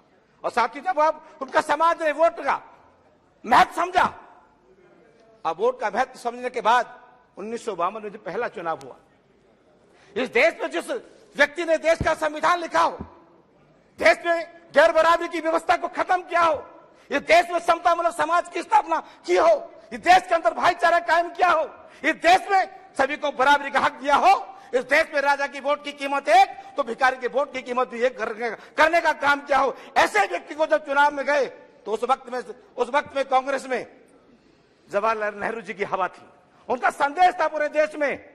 लेकिन बड़े दुख की बात है कि ऐसे नेता को हराने के लिए जवाहरलाल नेहरू जी ने उनका विरोध करके और उनके पीए कजरोलकर को चुनाव जिताकर बाबा साहब को चुनाव हराने का काम किया। ये कितने दुख की बात है कि जो आज परम पूज्य बाबा साहब अम्बेडकर साहब की बातें तो करते हैं, लेकिन बाबा साहब के साथ जो शोषण कांग्रेस ने किया, मैं समझता हूं किसी और ने तो शोषण करने का काम नहीं किया। बाबा साहब अम्बेडकर साहब तो पहले चुनाव में हारे, कजरोलकर में हारे, तो मैं बधाई देना चाहता हूं उस मुस्लिम समाज के उस व्यक्ति को जो बंगाल से चुनाव जीत कर आए थे। खलीकुज्जुमा साहब चुनाव जीत कर आए थे, खलीकुज्जुमा साहब ने इस्तीफा दिया और इस्तीफा देने के बाद बाबा साहब को चुनाव जीताकर संविधान भेजने का लोकसभा में काम किया और बाबा साहब फिर उसके बाद यहाँ कानून मंत्री बने। लेकिन सरकार में रिमोट किसके हाथ में था?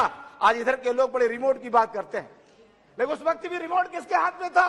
कानून मंत्री थे। बाबा साहब चाहते थे देश के अंदर कि अगर पुरुष को प्रधान देश माना जाता है देश, पुरुषों को और अधिकार हो तो महिलाओं को भी पूर्ण अधिकार इस देश के अंदर मिलना चाहिए। ये बाबा साहब इस देश के अंदर हिंदू कोड बिल लेकर आए और हिंदू कोड बिल लाकर देश में उन्होंने व्यवस्था दी कि देश के अंदर महिला चपरासी बनेगी तो इस देश के अंदर महिला अधिकारी बनने का भी काम करेगी। इस देश में महिला प्रधान बनेगी तो देश की प्रधानमंत्री भी एक महिला बनेगी। ऐसी व्यवस्था परम पूज्य बाबा साहब अम्बेडकर साहब ने हिंदू कोड बिल में व्यवस्था देने का काम किया था। लेकिन दुर्भाग्य है उस वक्त की सरकार ने बाबा साहब को इतना परेशान करने का काम किया, उन्होंने अंत में आकर कानून मंत्री से इस्तीफा कांग्रेस को देने का काम किया। दुर्भाग्य की बात है। लेकिन साथियों, उसके बाद बहुजन समाज पार्टी के राष्ट्रीय अध्यक्ष इस देश में बाबा साहब ने आर्टिकल 340 में पिछड़े को 27% का आरक्षण दिया, 341 और 342 में SC ST को 15%, 7.5% का आरक्षण देने की बात कही। 1952 में सरकार बनी, बाबा साहब ने अनुसूचित जाति अनुसूचित जाति के लोगों के लिए तो आरक्षण दिलाने की व्यवस्था कर दी। जब उन्होंने पिछड़ों की बात कही तो कांग्रेस ने कमीशन काका कालेकर के नाम से कमीशन बनाने का काम कर दिया। आरक्षण देने की बात नहीं करी, जो 27% आरक्षण मिलना चाहिए था, काका कालेकर की कमीशन बनाने का काम कर दिया। उसके बाद मंडल कमीशन को बनाने का काम कर दिया। लेकिन 1989 में देश में फिर लोकसभा का 9वीं लोकसभा का चुनाव हुआ। उसमें बहुजन समाज पार्टी के राष्ट्रीय अध्यक्ष आदरणीय बहन कुमारी मैत्री जी, जिस जनपद से मैं चुनकर आया हूं, आदरणीय बहन कुमारी मैत्री जी उसी 89 में बहुजन समाज पार्टी की राष्ट्रीय अध्यक्ष लोकसभा 9वीं लोकसभा चुनकर आई। जब 9वीं लोकसभा में चुनकर आई उस वक्त में बीपी सिंह देश के प्रधानमंत्री बनने वाले थे, लेकिन उनके पास 3 वोटों की कमी पड़ रही थी, 3 सांसदों की कमी थी। माननीय काशीराम साहब से बहन कुमारी मैत्री से आदरणीय बीपी सिंह जी मिले। उन्होंने कहा कि आप हमें 3 वोटों का समर्थन दे दो, पत्र हमें दे दो, इस देश के प्रधानमंत्री पे मैं पहुंच जाऊंगा। तो परम पूज्य बाबा साहब मानव काशीराम साहब ने कहा ठीक है। बोले इसके बदले कोई मंत्री ले लो, मंत्री पद ले लो। बोले मुझे मंत्री पद नहीं चाहिए, मैं चाहता हूं इस देश में मेरी 3 मांगे, अगर इस बात अगर आप मांगेंगे तो मैं आपको समर्थन पत्र दे दूंगा।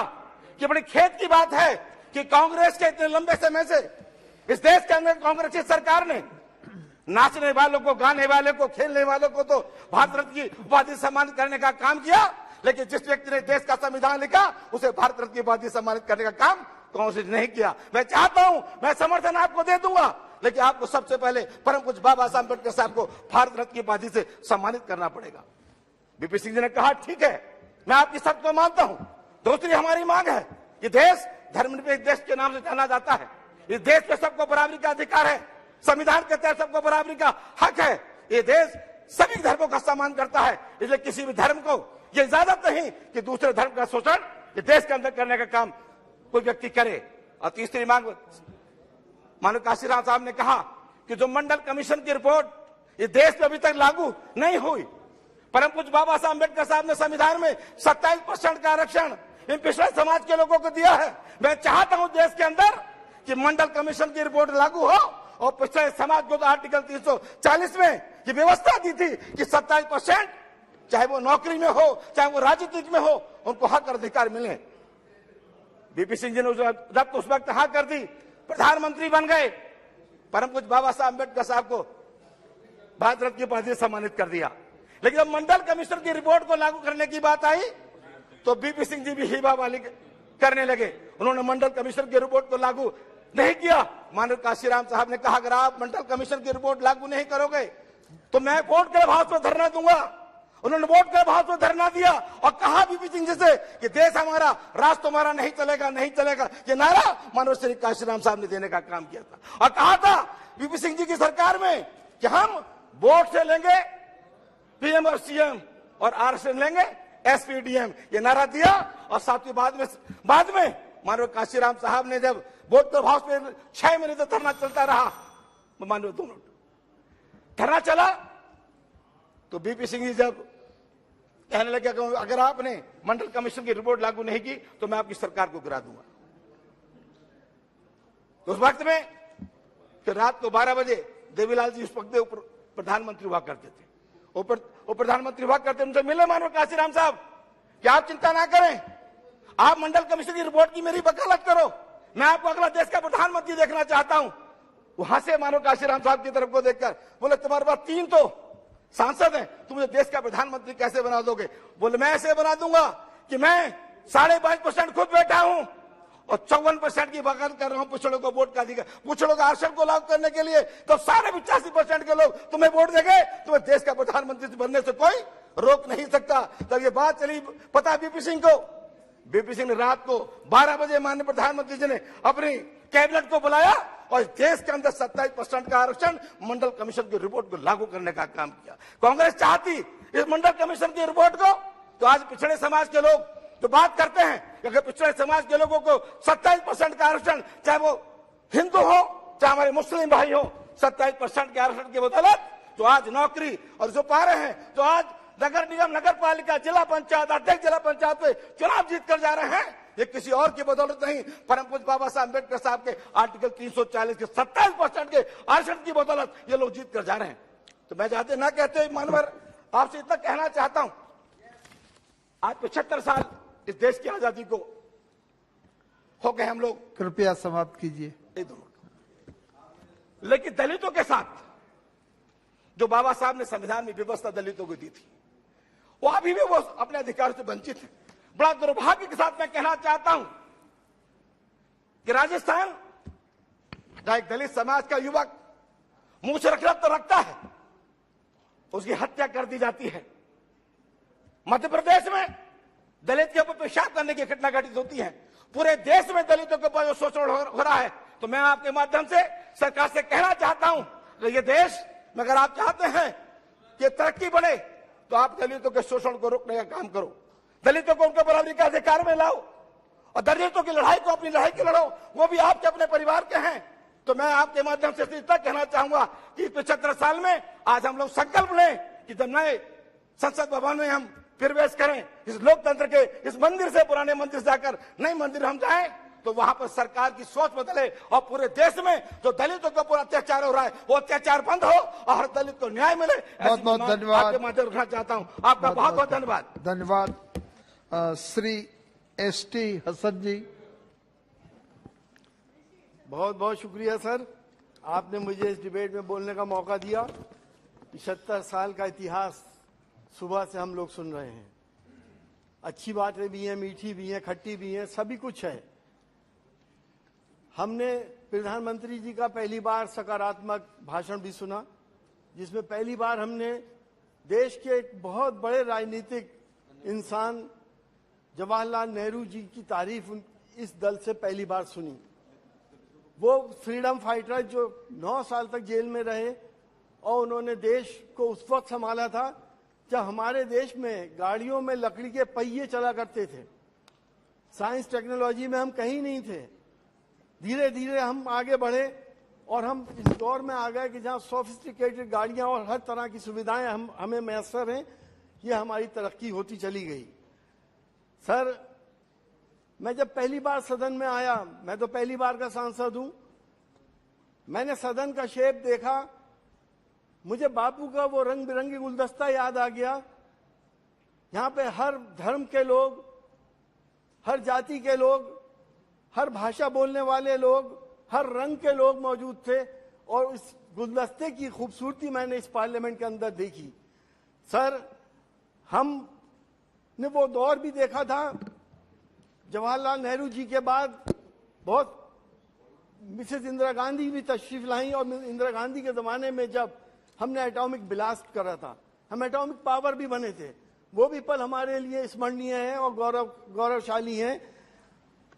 इसी तरह से हमारे देश ने इंसानियत की हमेशा खिदमत करी और 1971 में जब बराबर के मुल्क में ईस्ट पाकिस्तान के अंदर इंसानियत पे जुल्म हो रहे थे तो हमारी प्रधानमंत्री जी ने अपनी फौजें उतार दी और उस मुल्क को इन आफतों से और इन जुल्मों से बचा लिया था। ये तमाम बातें हमारे देश में होती चली आई।